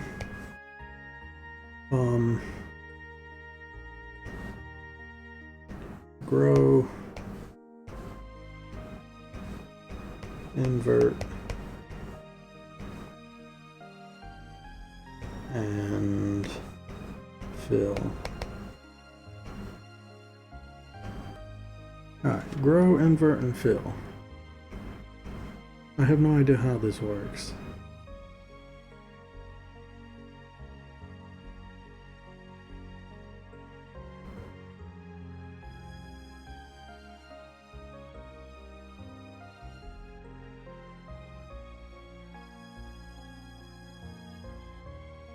Button mode.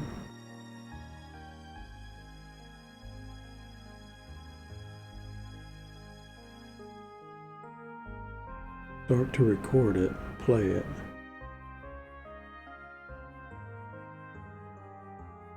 I wonder what this does.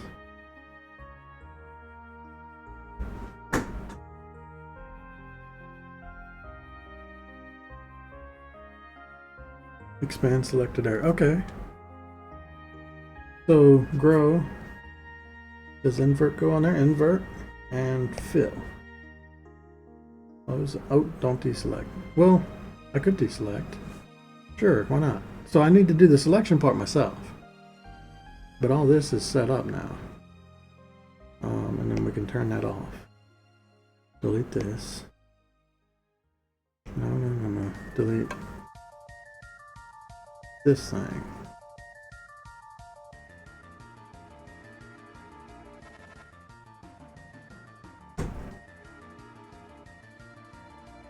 Right there. I'll just do this.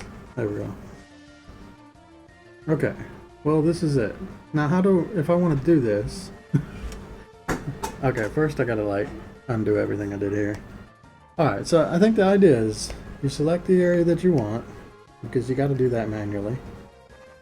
But once you have that, how do you actually perform the auto action? You gotta hit play. Start to play. Start to record.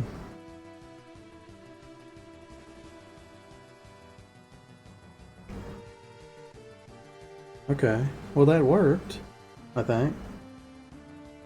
But if I wanted to put it on like a bar, how would I do that?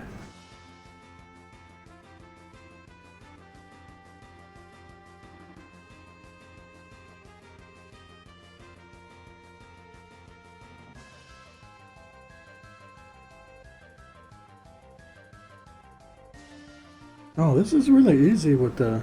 It just records it. You don't even have to find it. But what I need to know is how do I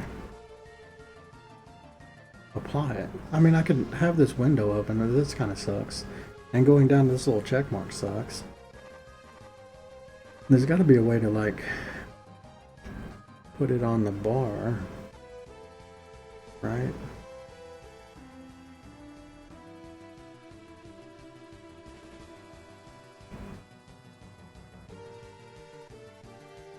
Okay, that's good. What does this thing do? Oh. Oh. Oh my god. I think that's it. Wait a second. So if I shrink that back down, deselect. Let's try the next one. This, that. Okay, hit this. Bam! Oh my god, auto actions are cool. Okay, well that's cool. Nice! Okay, let's get rid of this thing now. Alright, how do I get rid of it? If I click that.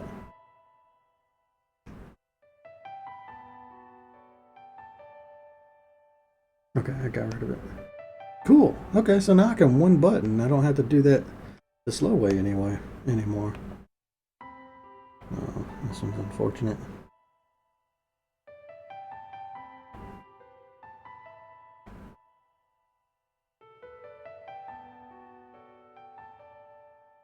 Bam!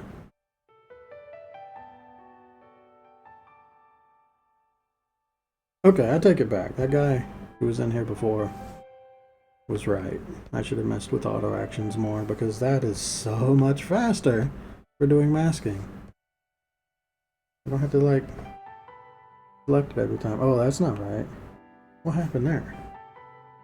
I think I hit the wrong thing. I inverted it first. Okay, I gotta be more careful with that. Actually, what I could do... Okay, what the fuck is going on right now? I think my mouse keeps double clicking. Let's move this like...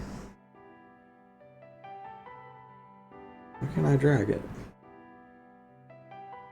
Maybe I have to hit settings and then I can drag it? Yes, I can. Okay. We'll put it on this end.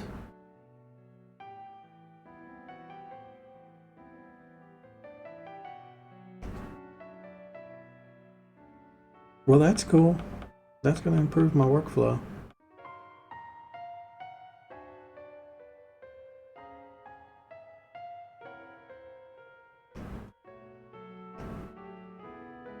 Oh, this is the better way to do this too, because it's always selecting the correct thing up here on the line, right? No.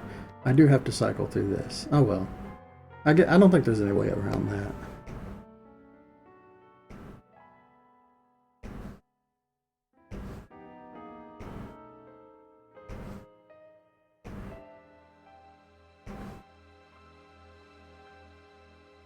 I hope it's actually or expanding correctly.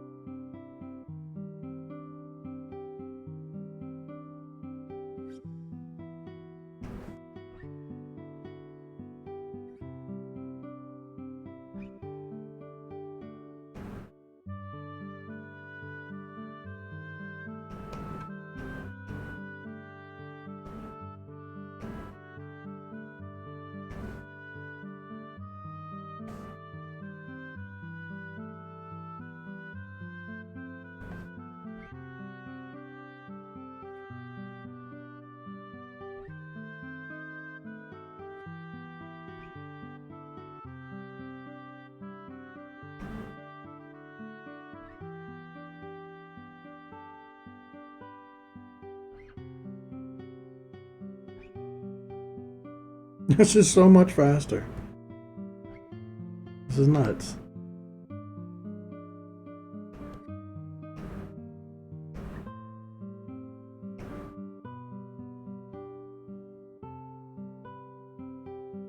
I have to update my tutorial now.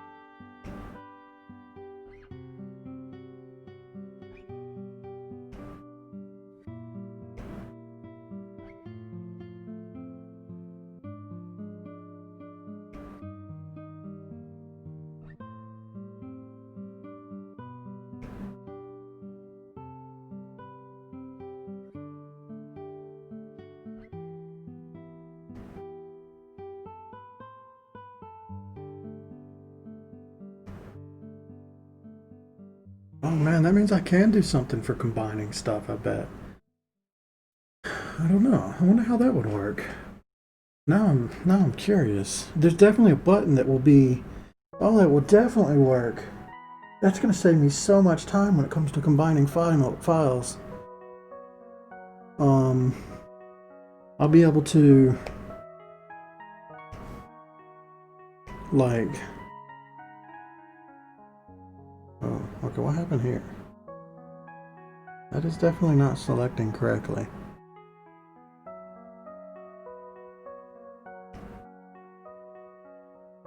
Is something selected wrong? I mean, it should be good. What's going on?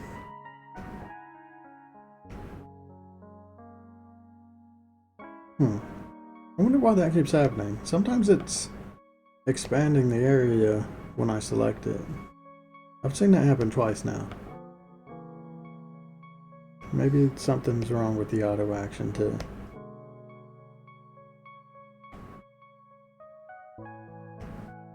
Oh yeah, but if I should be able to make it to where I don't know. Maybe auto action will do that. We'll just have to see. I can't really do it until I finish this though, so I'll definitely try it though. If I can press one button that basically combines all my visible layers, hides the layer that was just created, and then swaps to the next frame of animation, all in one press. I could just press it, and it would basically combine all my layers together really fast.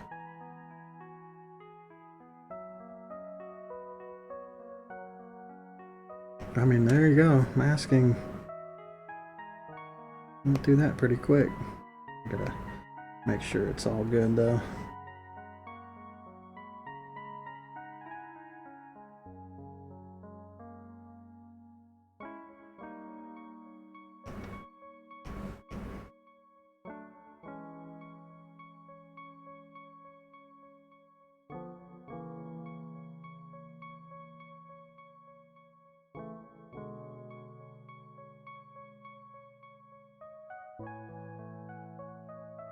These claws are always gonna have a mess up.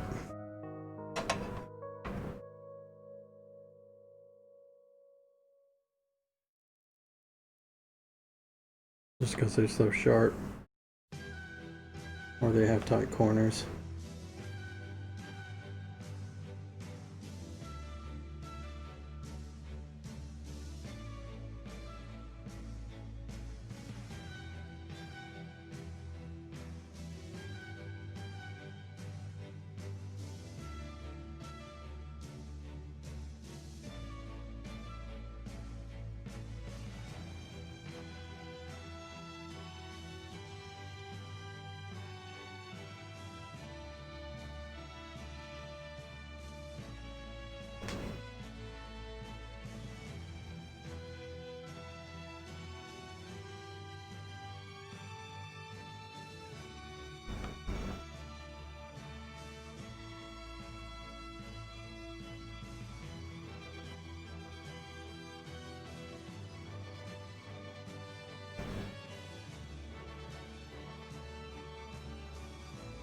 This did pretty well.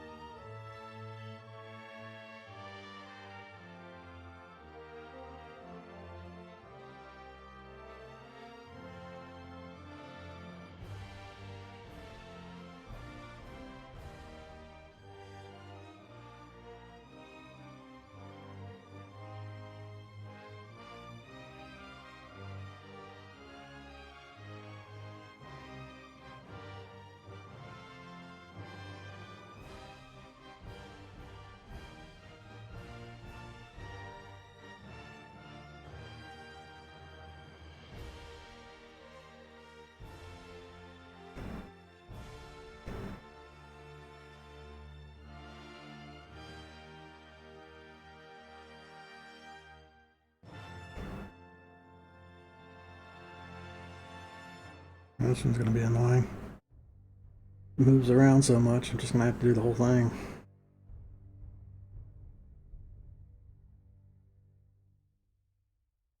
I mean, the top should never have any issues. It's just the corners of legs and claws are really where the tight parts are.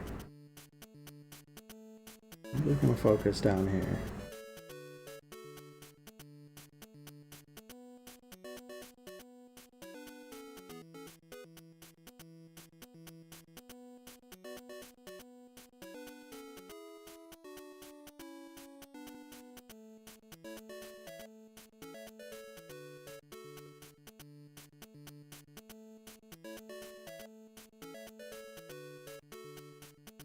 Oh wow, this one got fucked up. See, it's not perfect. I don't know why this one was so off. Sometimes I think it selects incorrectly or something. Something unusual. Because this shouldn't happen. It only happens occasionally. I'll just have to pay really close attention to it. I mean, the button definitely saves time, so it's still worth it even if it messes up occasionally.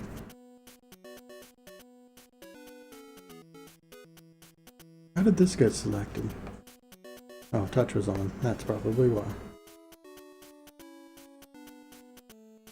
I'll fix that here in a second. Let me go ahead and just finish the rest of this. And in fact, what I should do. Clear that. There we go.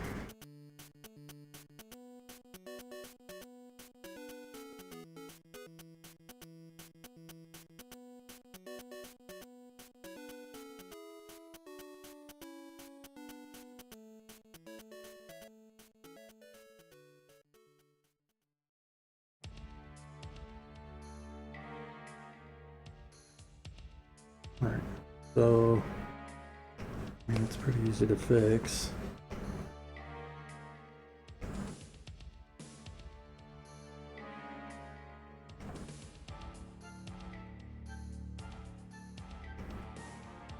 Okay.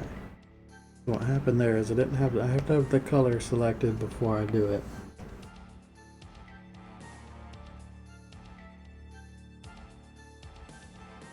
Okay, I also have to have the correct layer selected when I do it. I think, okay, maybe something like that is why it's failed a couple times. I have to make sure I have the correct layer selected. I select what I'm doing. And then I hit it. And that should be good.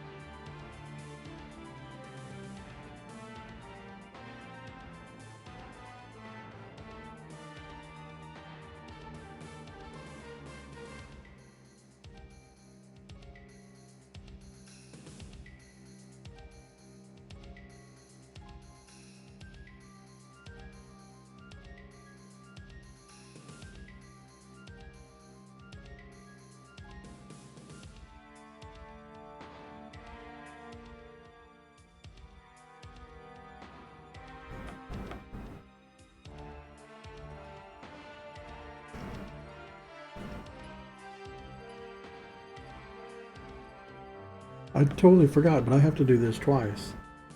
That's right. Because one is the skin layer and the other one is for everything else. Yeah. Oh, that sucks.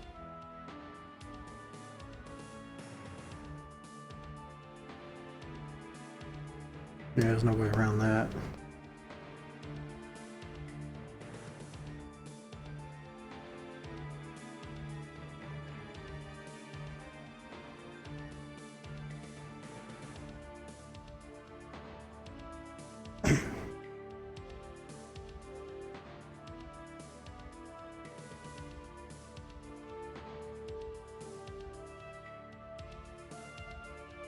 Oh, this one got fucked up. Oh.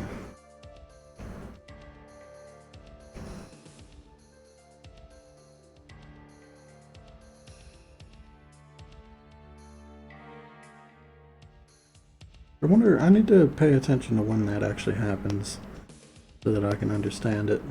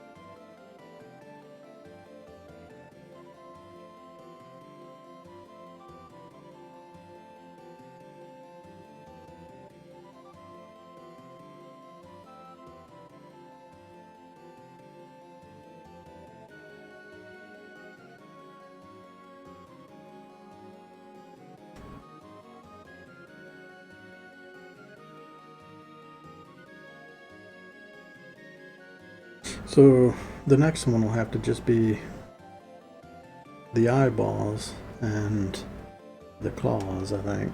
That's really it, and like the rest of it is body. And like the little bits of the mouth that show.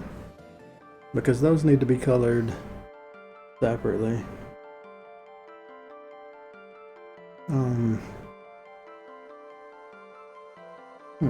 Yeah, they're gonna be colored differently for...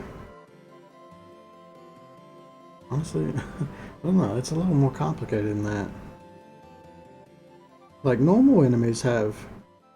The claws don't really change color. But the player pet... I'm gonna have to set it up so it actually changes color, or it's very similar to the player character. So in fact, I could do that with this one, now that I think about it. Right? I mean, that would be changing his eyeball color, so no, yeah, okay, never mind. I don't know. It's a lot to think about there. No, I'm just gonna have to do another version that's just like a colorable version too. Like I did the players, so that you can color it, or it has the same colors as the champion.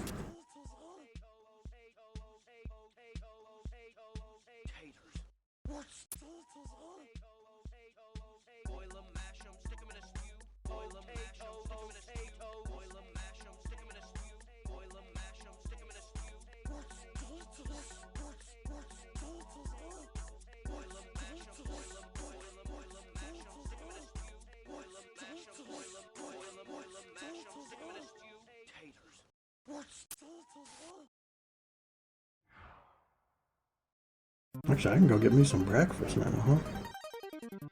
I can go do that as soon as we finish this.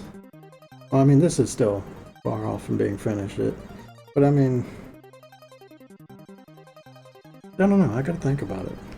I'm gonna do the mask for. I don't know if that's supposed to be blank or not. Yeah, it is. Yeah, I'm gonna do the mask for the eyes and the claws on its own folder, and then I'm going to. Do I want to shade it now? I think I do. Yeah, I have to shade it in its own folder, but okay. I have to shade it. I'm gonna go ahead and color it. Which is mostly just gonna be a white body. So it's not hard to color. But the hard part is after all that's done, I've got to draw the armor and the stripes and anything else that it has for the different variants. So yeah, we'll have the base done soon, but there's a lot of stuff to do.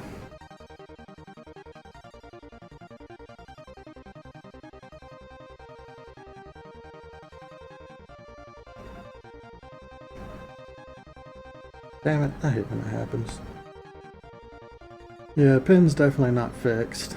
I think it doesn't bother me so much when I'm drawing a line. I don't know why dragging folders around, it constantly screws up though. Alright, we'll just focus on the feet right now. We'll do the feet first and then claws second.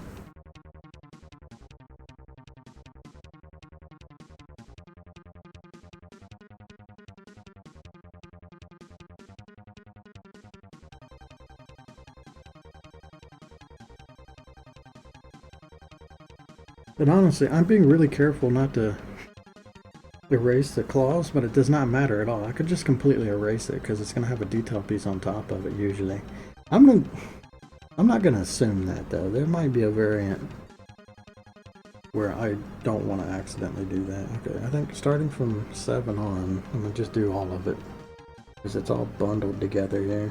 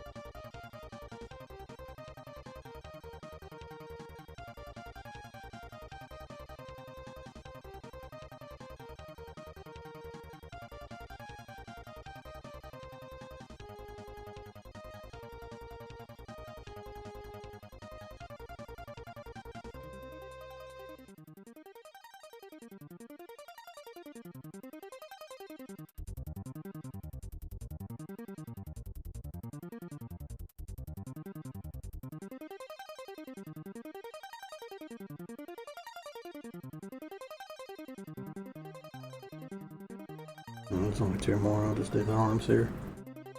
2.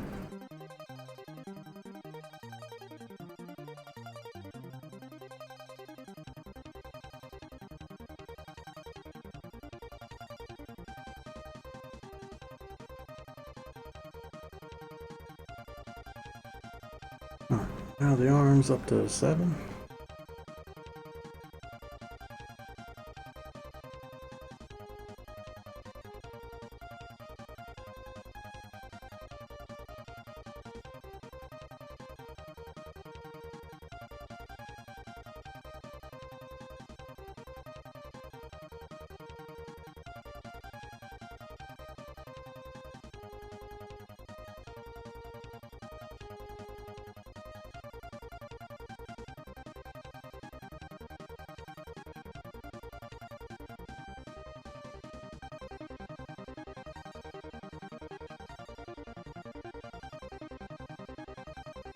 There we go. Okay, that's the mask done for the body. Honestly, I'm thinking, how do I do this? Let's go ahead and just copy this for now.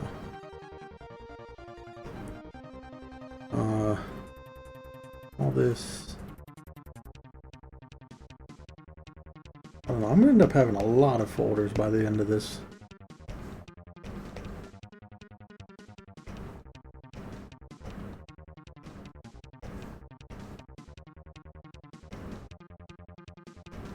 Oh, that's a smarter way to do this. Putting things in folders seems to make things easier. Okay, so what I need to do, I think I just gotta erase everything. So now that I think about it, this was dumb. Delete this. Just make a copy of this one because it's all already clear.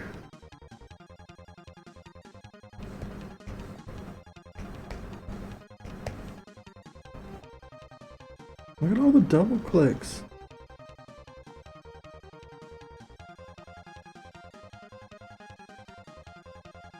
It's nuts. So, oh, this is one of those annoying things where I'm gonna have to select each claw individually, or I just start drawing them in. I'm gonna have to draw it all in because the claws are like really sharp. I mean, luckily it's just the claws in the eye that I'm doing, so I guess I'll just go in and draw the eye frame by frame, and then do the front claws and the back claws just like that. I don't think there's any way to like get around that.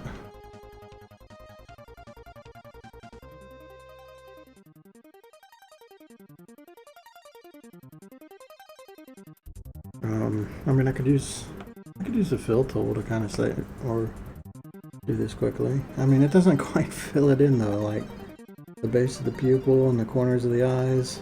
I just feel like I'm better off using the marker and coloring.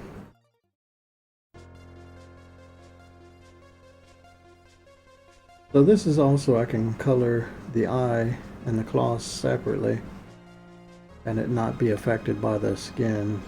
And then I'm going to put the armor into this layer as well because the armor is not going to be colored. It's just going to be whatever I do. So the skin's going to be colored in game. Everything else I'm going to do here. But that means making these their own separate folder.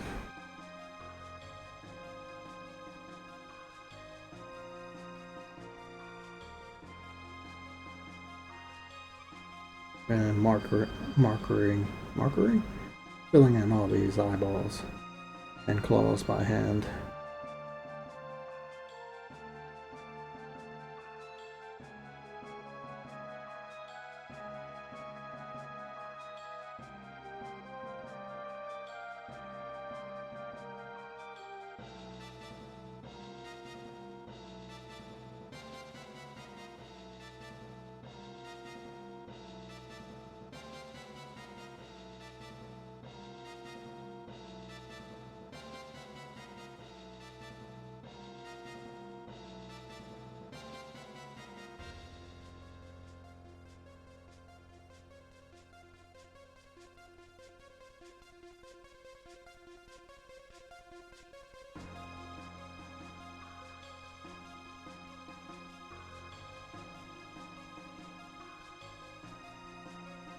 Okay, let's use fill tool on most of this.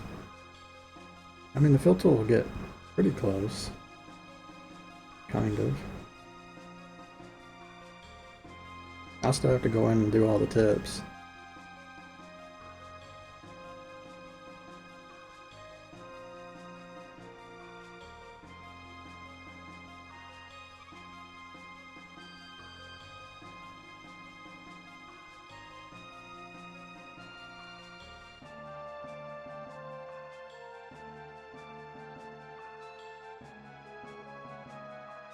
Why did it go all the way out the line?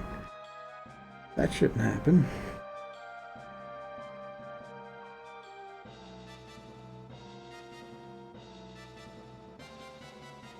I think it's because it's double clicking.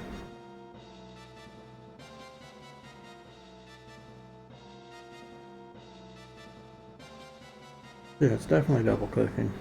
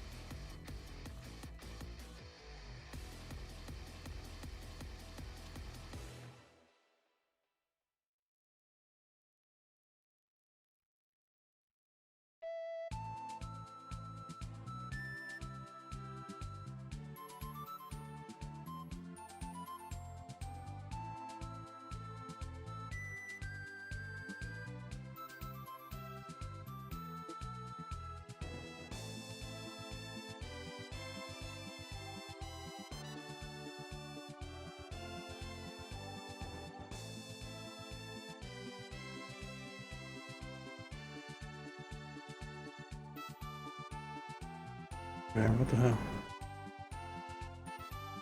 Maybe I need to adjust the filter a little bit.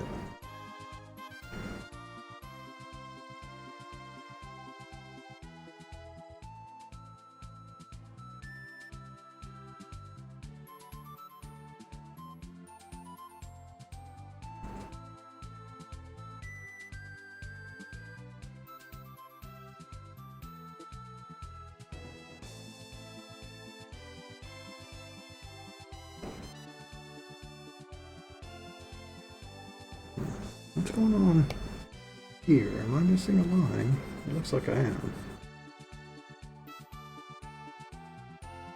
Yeah, I definitely don't look right.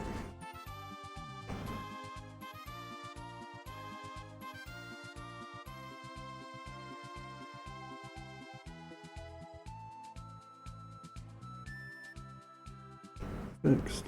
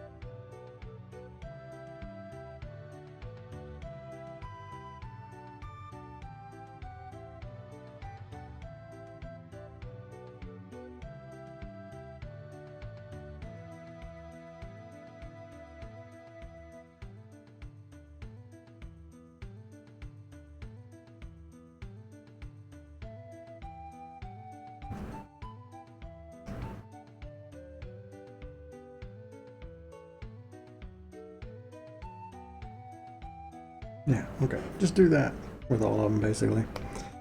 It'll take a while.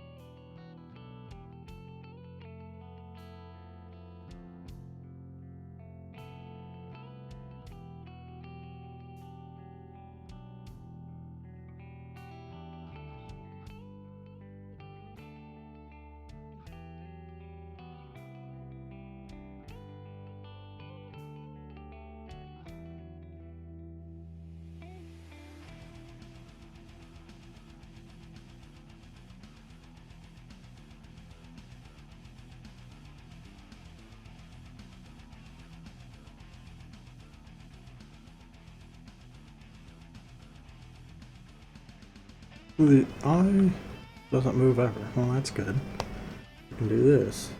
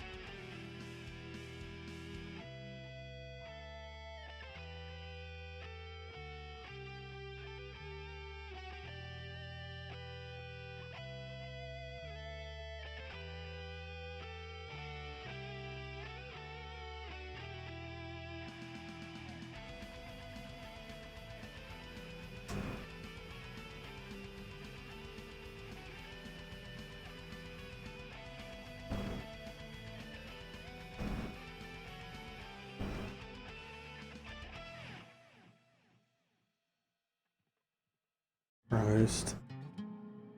Oh man. Drives me crazy.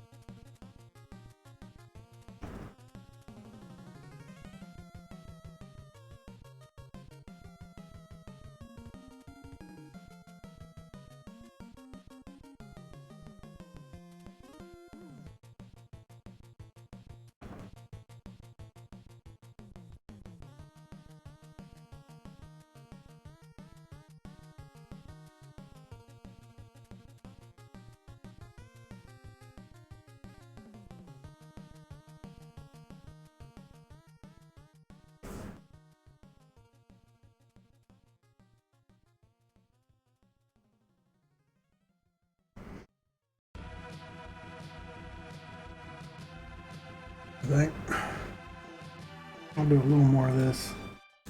Almost at 3 hours. Yeah, do like 20 more minutes. I need a break. Okay, so the hands and feet never move in this. Go ahead and do the eye. And then I'll marquee those out.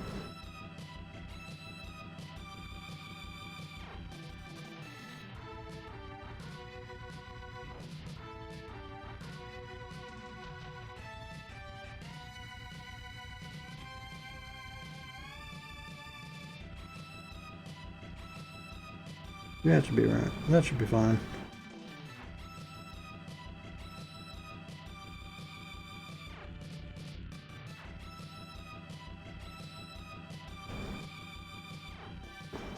I think it'd be easier to just do this.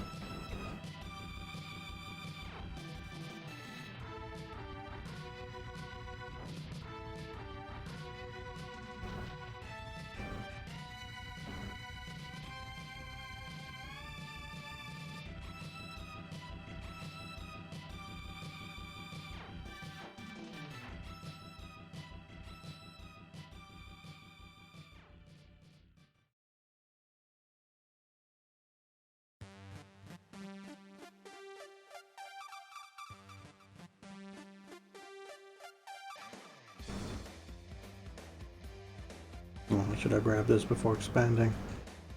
I mostly got all of it, I think.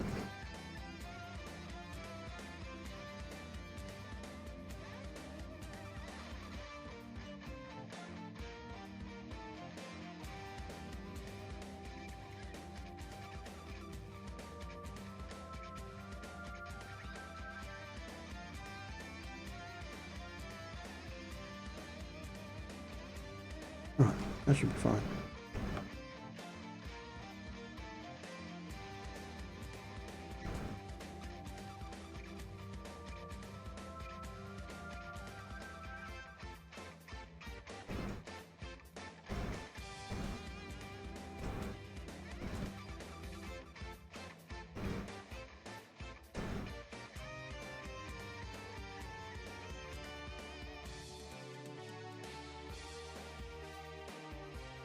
Oh, I forgot how dark it is.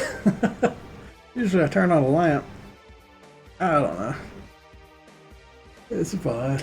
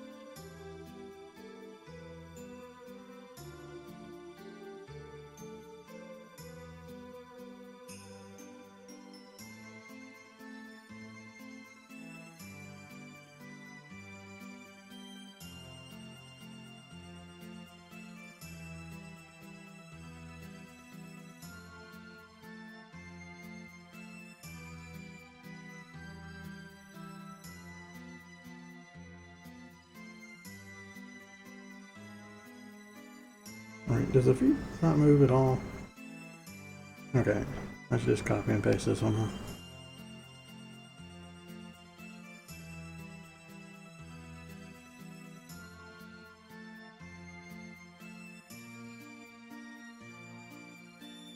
nothing moves. It's being colored.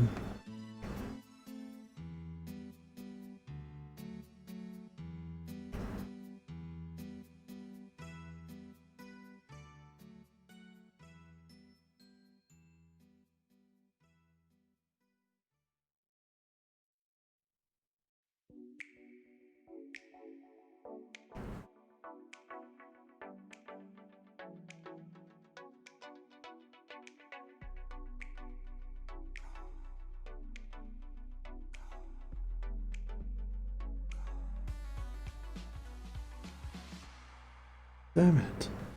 Damn it. Fucking. I said I'll go into shit.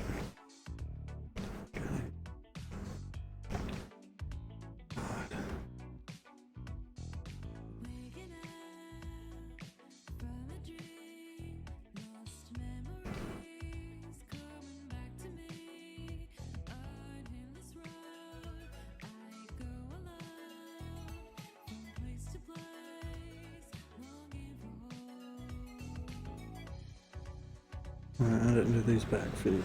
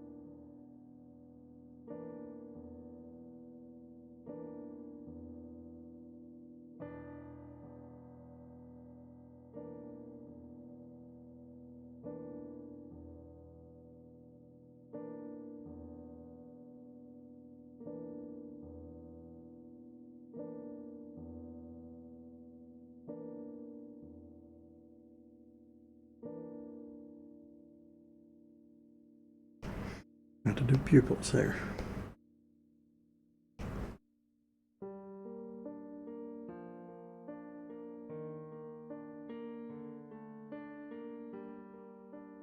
What is it?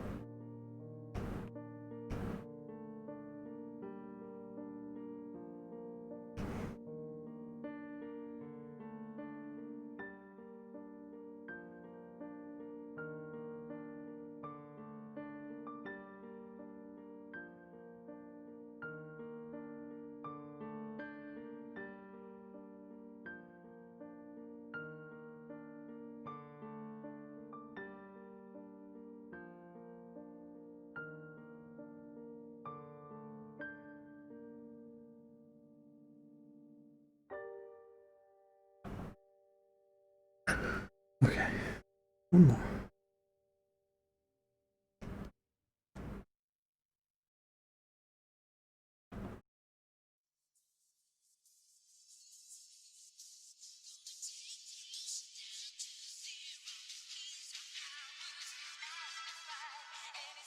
This is a party boy.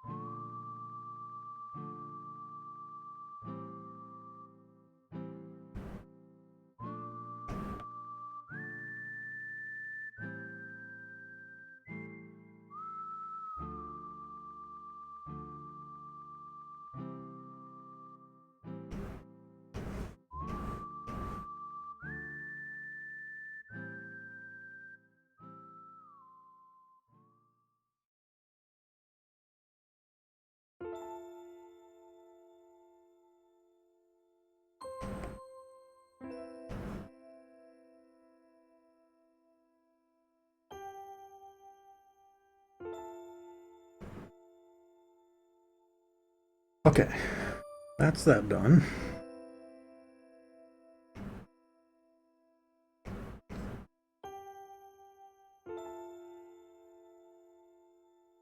Ow.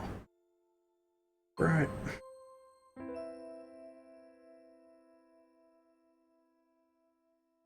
Well, one of these is really easy. The color. Hey, it's going pretty good. I finally used what was it? What's it called again? Auto action. And it seems to work pretty good. So it was causing some issues, but to do my masking, it was actually really fast. So thanks for that. I gave it a shot. And now I'm actually surprised how easy it is to use the thing. I thought it would be complicated, but the fact that you just it's like recording a video, right? You just hit the record button and anything you do, it saves it, and then, yeah. So that's really cool. I think that's awesome. You're right, auto actions are cool. I just had no idea what I was going to use it for until I got here. Alright, so the mask should be done. I'm thinking, right, I'm gonna have to color this separately though. Like, damn, okay. There's two different colors. There's one for the mask and there's one for the rest. I could do this. Yeah, there's a mask color and there's a thing. Okay, but shading should be the same one. So if I just do this, we'll call this detail color. This isn't how I usually do this. I'm trying something different by doing all these folders. My God, this pen is driving me nuts today.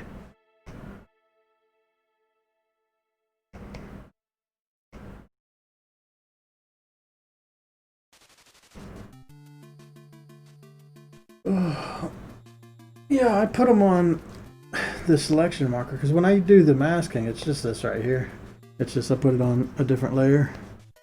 But yeah, doing this right here so it has a background. But I put this, usually what I have to do is I select the layer and then I have to hit expand it by one, right? And then invert it and then fill it and then deselect it and go on to the next one. Instead of doing all that, I just hit this little button right here that I put, auto action 1. and it does all that for me. So yeah, that's pretty great. The only problem I've had is I don't really understand why, but sometimes when I go to select now, it expands automatically. I don't know if it's like confused from the last auto action or what, but I've had that happen in a couple layers where it expanded when it wasn't supposed to. Okay, so right, we're doing color. I mean, this first color is really easy. I just gotta figure out which one it is again. I know it's like a light gray. I think I've written it down. Pretty sure. I just gotta find where I wrote it down at. I think it's in Champion Sprites. I could also just open the folder, but I think I wrote it down.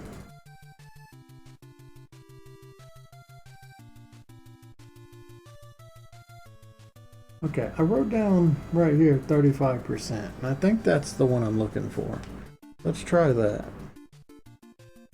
I don't know, I feel like 35% is way too high. Oh, there is no 35. Okay, I gotta figure out which one it is. I don't remember. I just want it to be the same color as my players. Did I? Actually, I might have saved it too. If I'm smart, I saved it. Oh, there you go. Default skin one, default detail. Yeah, okay, never mind. I did save it. Cool. Good job.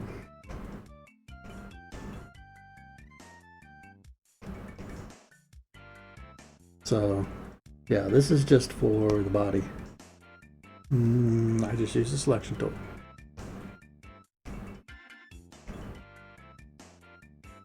What is going on right now? Oh, I think I know. This isn't going to work then. I can't do it this way. No, I could. It's just detail mask is screwing it up. How the hell do I do this?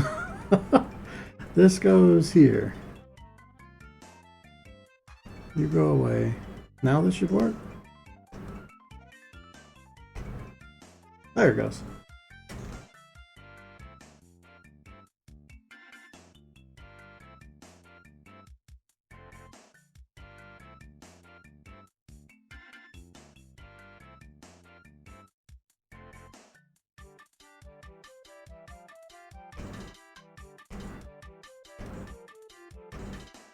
I want to try something for combining layers too, because if that works, I should be able to combine things pretty easily as well.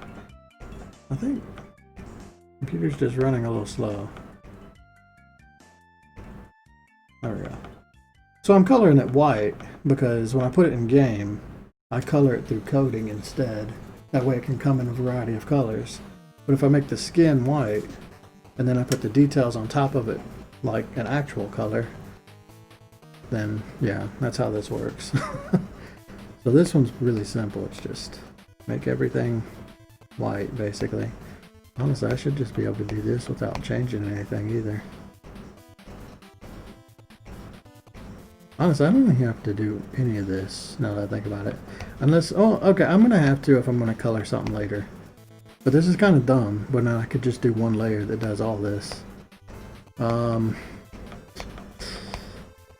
That's true. This is very true. I'm still doing it though. Just making extra layers for myself. Is there any reason why I would ever color this like frame by frame?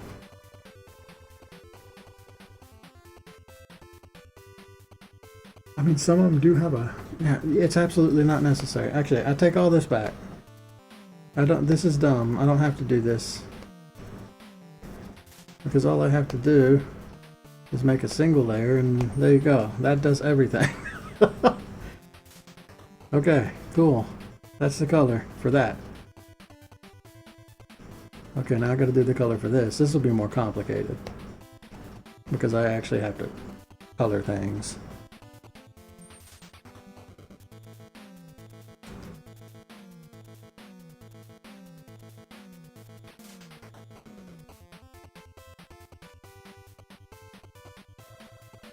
I don't know what that means. Frame range. Oh, so you can color all of them at once?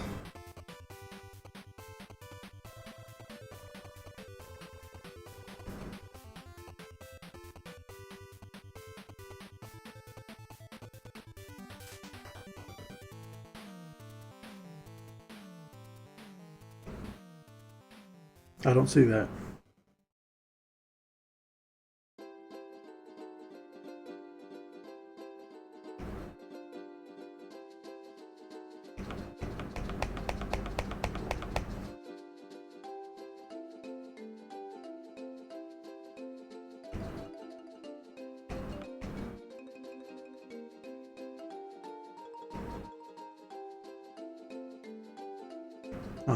Yeah, I won't be able to see it unless I do this.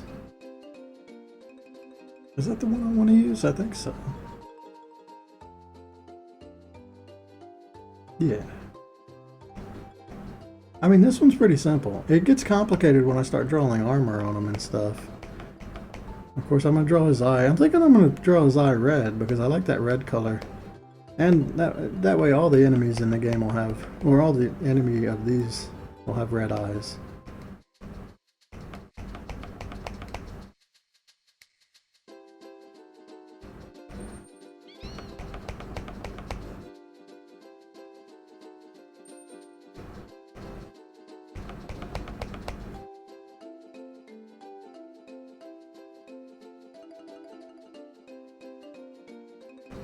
Why do you color in open tunes?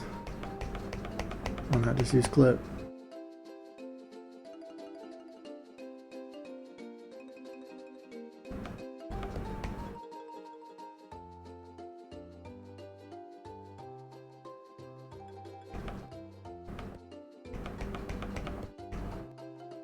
I mean, this works pretty well. Just takes a while to load.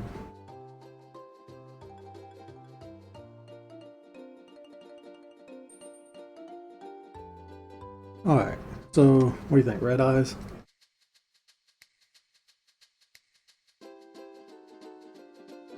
What did I do for other things? What do raptors have? Yeah, they have red eyes. I guess I'll do red eyes.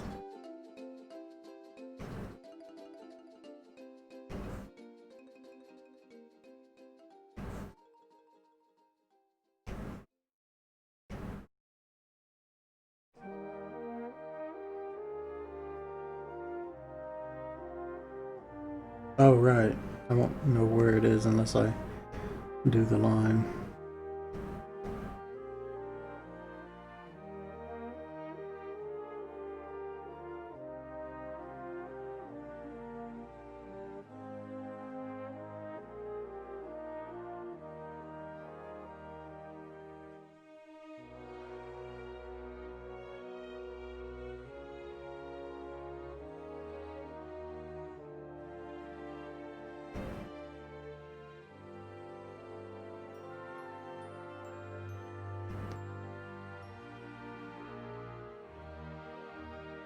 Okay, what's going on here? Okay, I know. This is still turned on.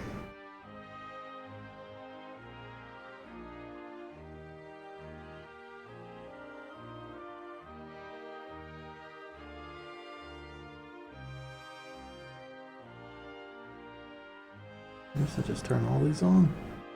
It's gonna get a little messy.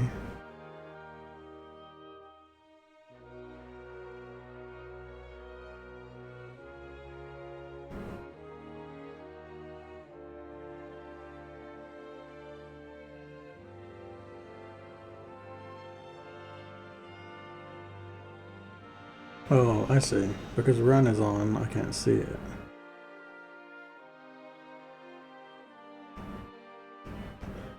This is a very unusual way to do this.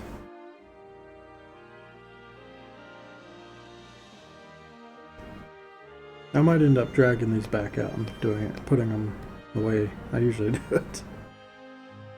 Oh no, I'm doing this wrong, aren't I? Wait a second. No, that's fine. It's not fine. It's not supposed to be there. Right, it's supposed to move. Like error. Oh my. Okay. Yeah, doing it this way is also really confusing.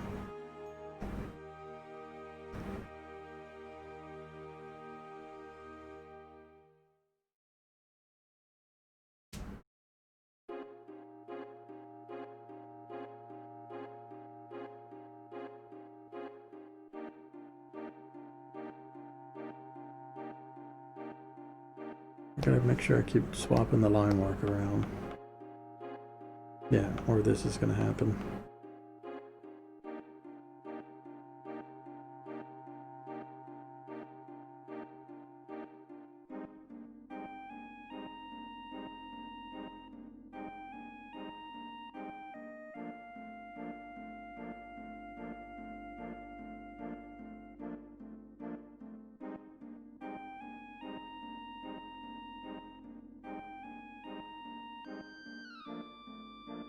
Okay, so these are all good.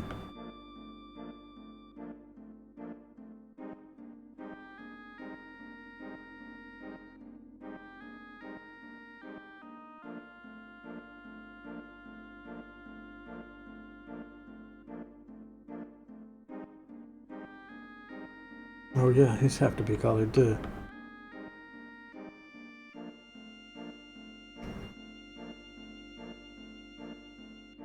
What color did I draw the spine before? I think it's bone to...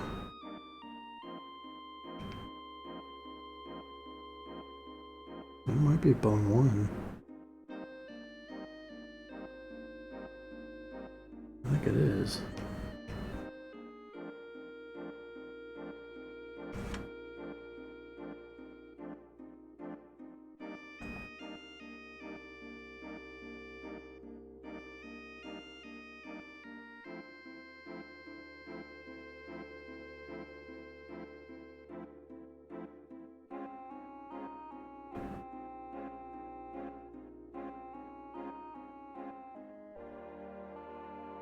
I think I fucked something up. I'm just noticing it now. Okay, that's easy enough to fix. I know what I did. Yeah, I did fuck something up.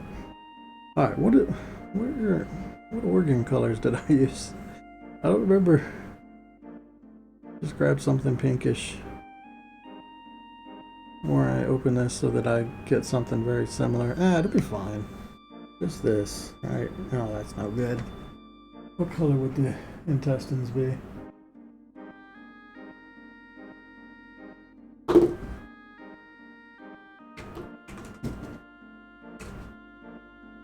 Letting the FBI know that I'm still searching for weird shit.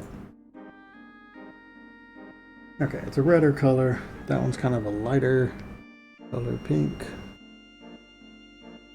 Yeah.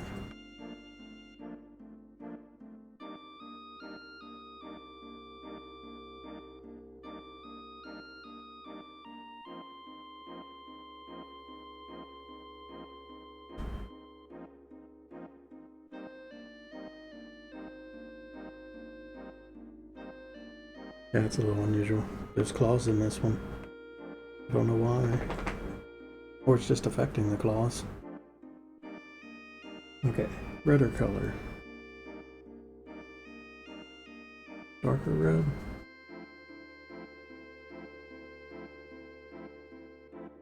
Something like this.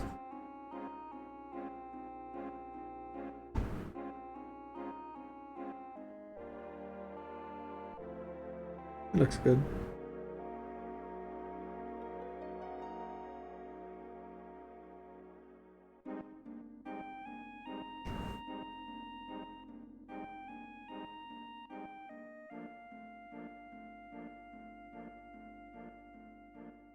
Yeah, I'm gonna have to fix whatever happened there later.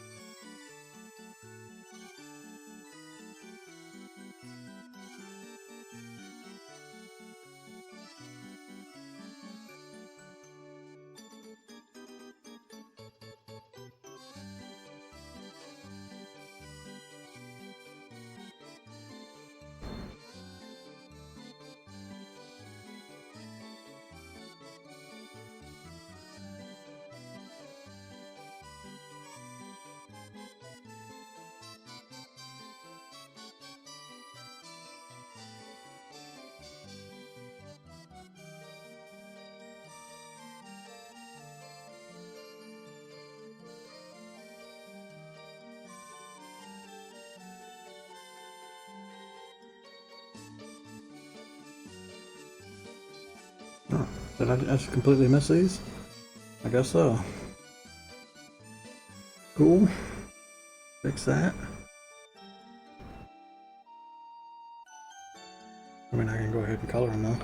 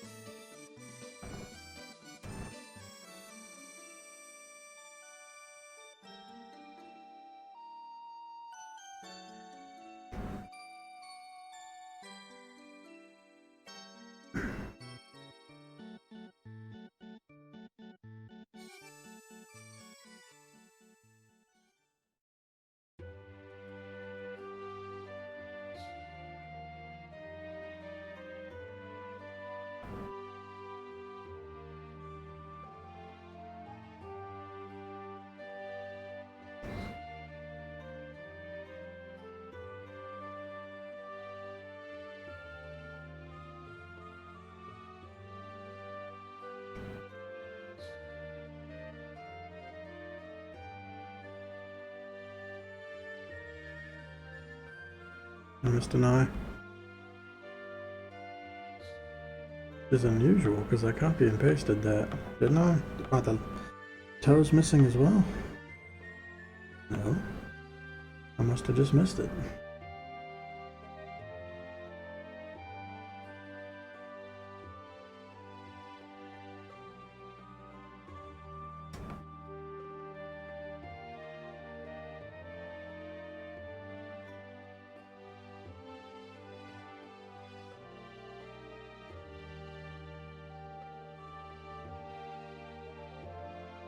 Okay, that should be all with the coloring. I'm sure there's something in there that was screwed up. Yeah, I think I'm gonna have to drag all these out and put them in folders the way I usually do it. Because this is not as ideal, but I can at least look at like the first one.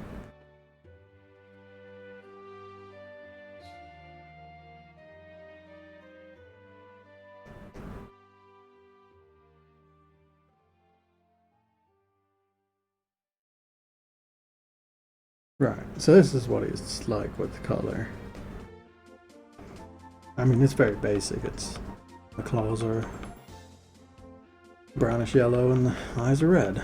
The body's currently white, but that changes color in game. For this one. But this is like the basic one. Now we've got to add like, we got to do ones with armor, and we're gonna do a crater version. And then ones with like stripes and scars. So there's still more to do with this. But I have to organize this. I don't like the way I've done it here. Not actually that great. I mean, it's great for copying, I guess. Not very good for keeping things from getting confusing. So I just need to make a couple folders. 1, 2, 3, 4, 8, 9, 9 folders. Wait. Yeah. 1, 2, 3, 4, 5, 6, 7, 8.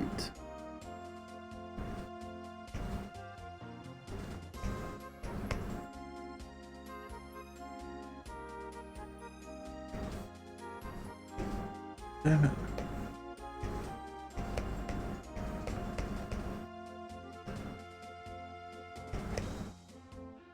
This double clicking is so annoying.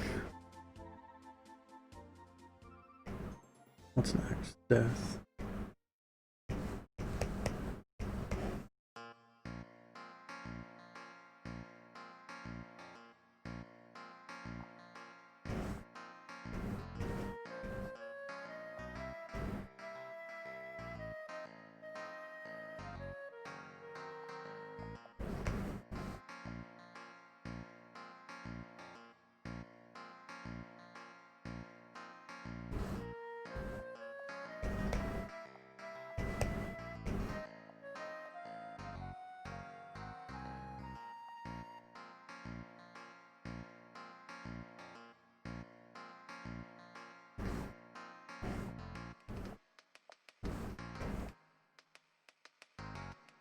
Oh my fucking god.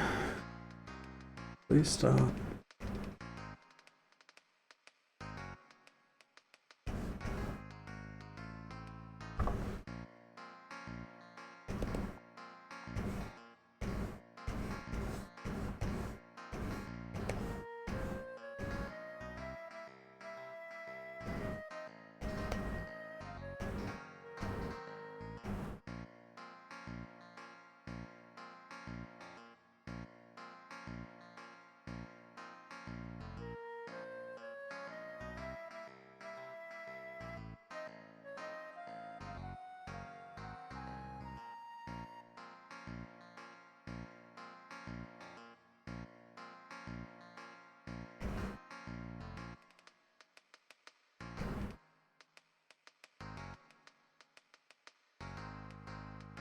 Yeah, it's gonna get confusing with them all being named the same thing.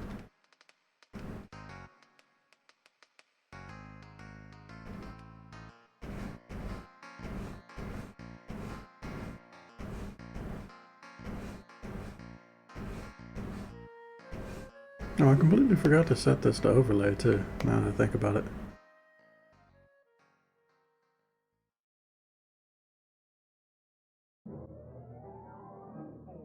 It's because I did things out of order from how I usually do.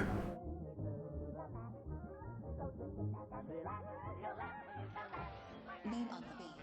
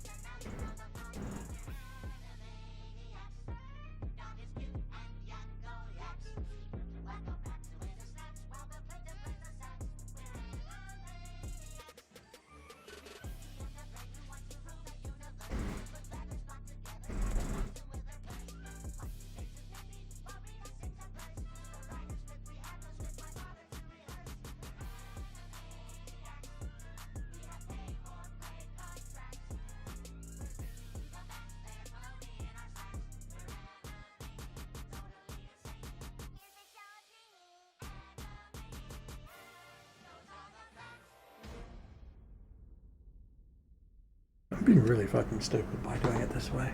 I do this a lot.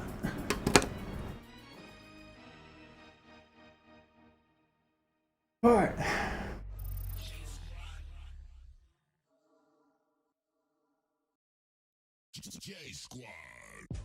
I mean, it's not easy, but I can use the mouse if I just use my recording thing. A lot better than using that stupid pen.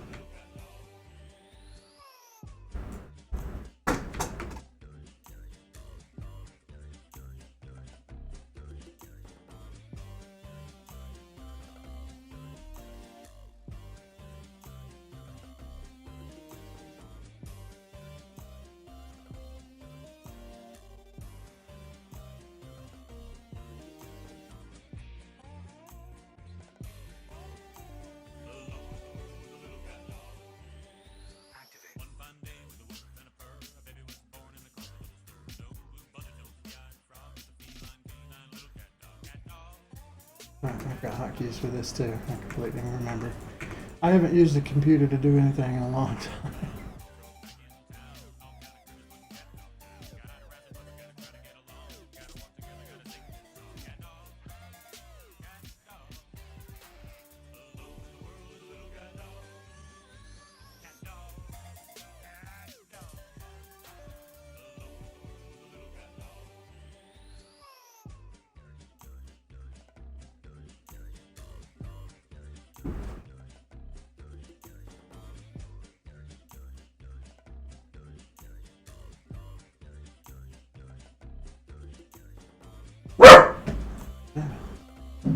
Shut up!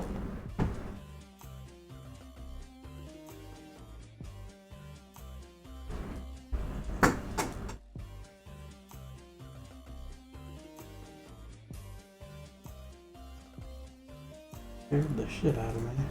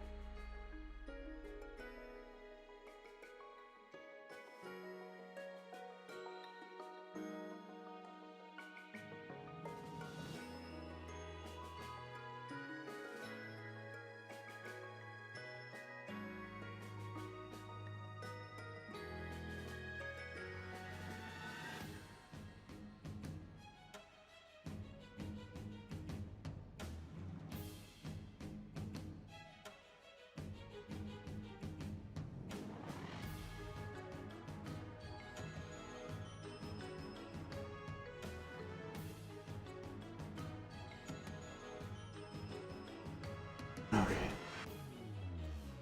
Did that work? Is it good?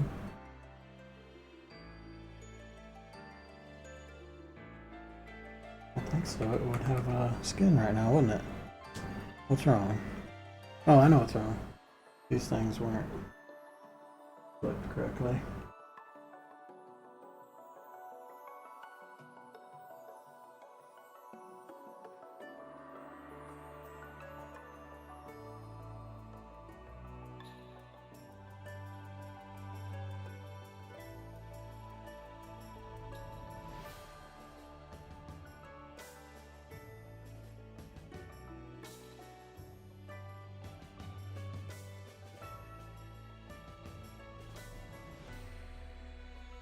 These have been in the right spot. I think they are. I'm just not gonna make sure. Now I'm gonna turn everything to overlay and hard light. Yeah, I should have never done it this way. It didn't actually help or save any time. Quite contrary. It made things really confusing too.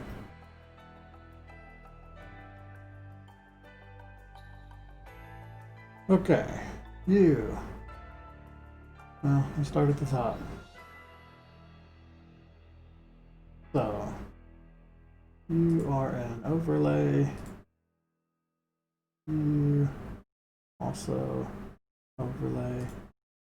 And you are a hard light. Okay, you're not an overlay actually.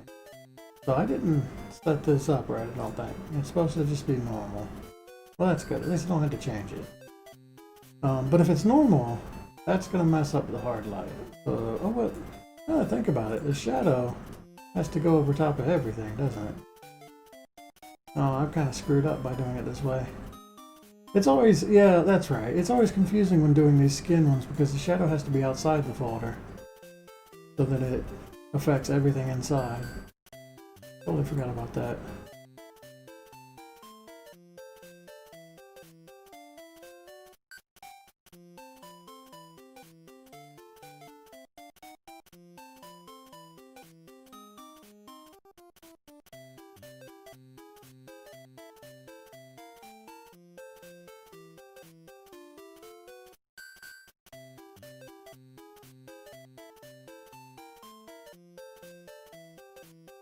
Damn it.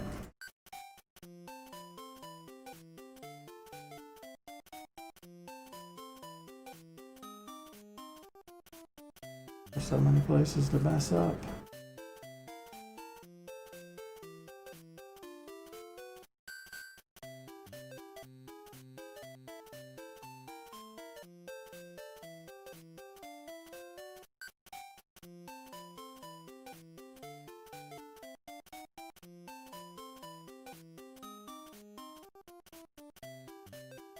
What just happened?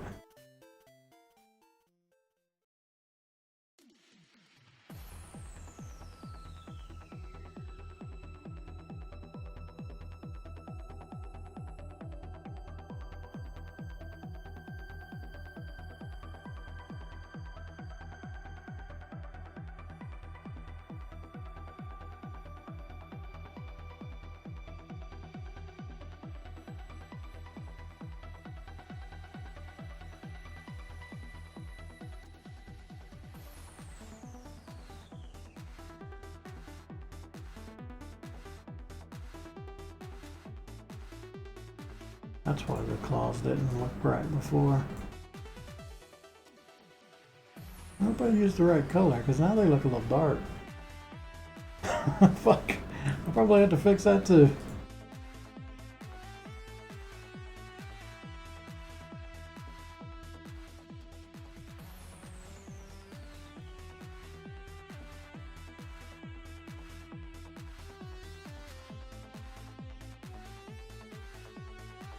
Okay, what's going on here?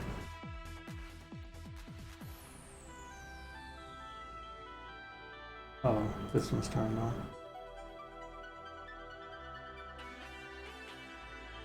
Okay, wait. Oh, I see. Idle is still on. Did I do idle? I did idle. Okay.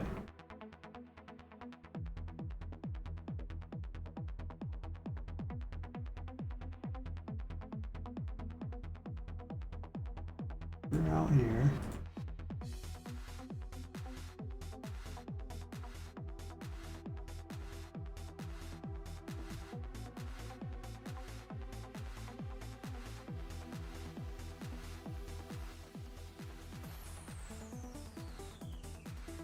What I should do, actually, I don't know. I'm thinking of combining this stuff together and making a new folder for doing the variants. Because it'll be a lot easier and a lot less layers if I did it that way. Because then I'm just combining it into the detail pieces. I think that's the smarter way.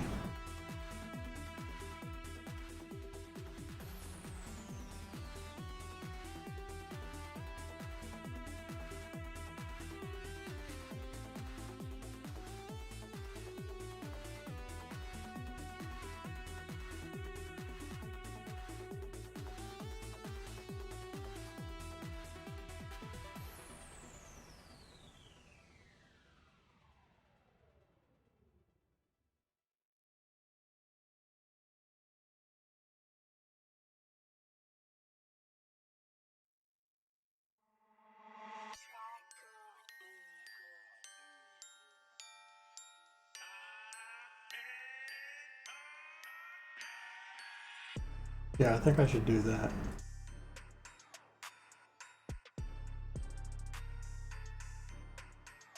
Because there's a lot of things I gotta draw.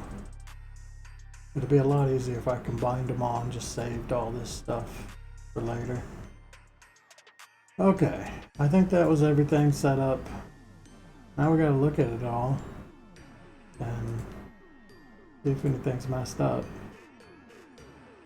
Oh, I mean the clothes are a little dark.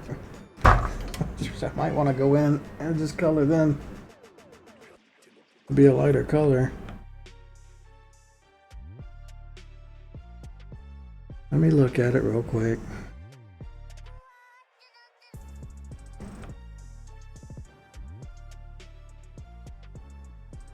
I think this was the one I was supposed to use. Yeah. Alright, I'm gonna do it. I'm gonna color all the claws again. Because I like this color more.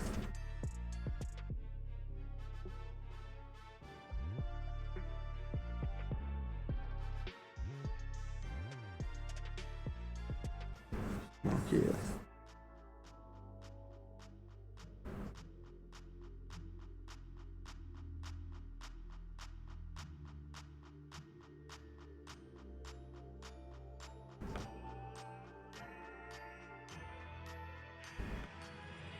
Oh, shit.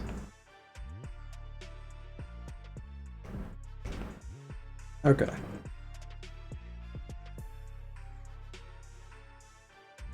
That's what that's supposed to look like.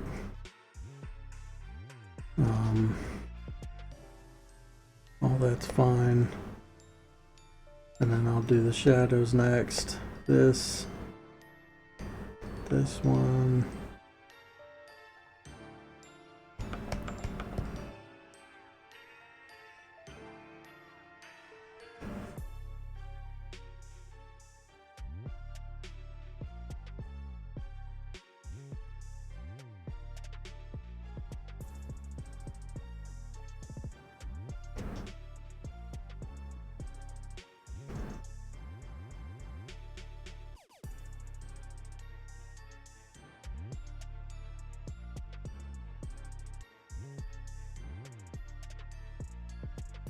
These being a brighter color makes them a little more obvious.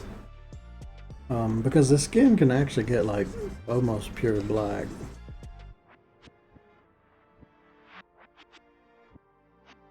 Or white. I don't know. I've used this color for most of my clawed creatures, so I'm gonna do it again. Like it's gonna match the raptor. And the shamblers. Though I think they have dark gray.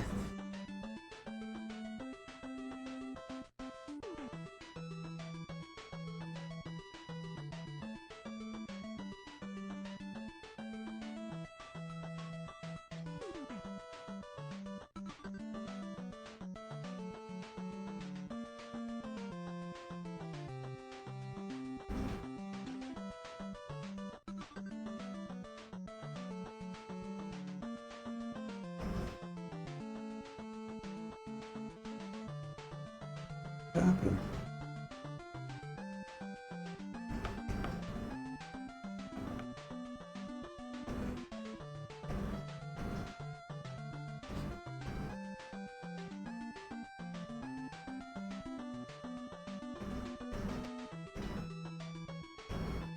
I gotta make sure this one's not messed up.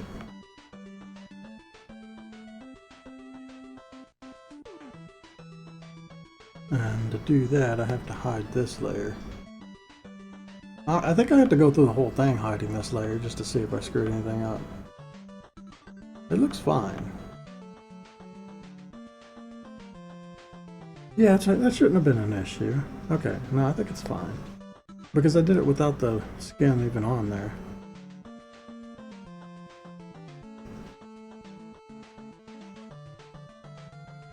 Oh wait, did I do the whole thing? Damn it. Yeah.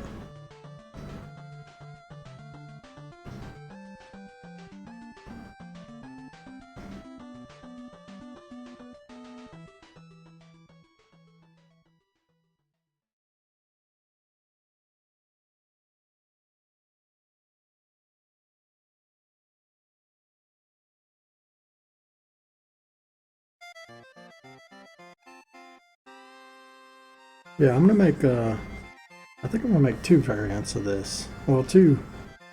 Basically, this thing's gonna have 3 different files. One's for the player one, one's the one we're doing, and then one's just for other variants.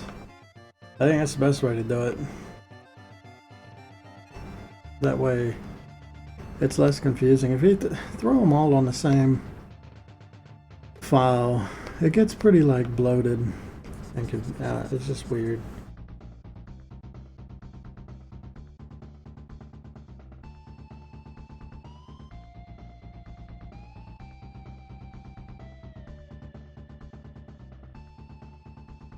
Also, to make exporting easier, because I do it in little pieces.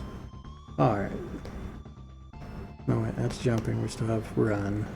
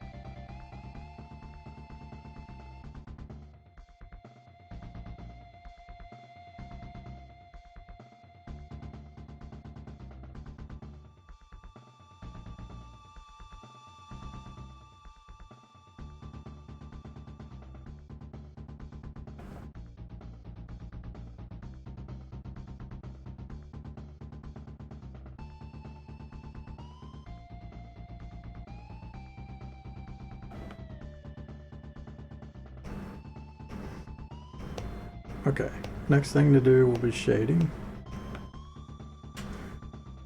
But that's pure black. I'm gonna take a break. I'm gonna go get breakfast.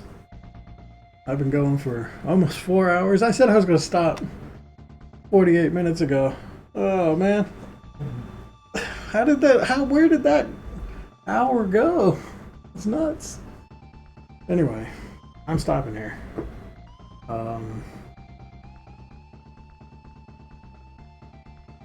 There we go. I don't know. Yeah, I'm just gonna keep working on this. You know how it is at this point. Later.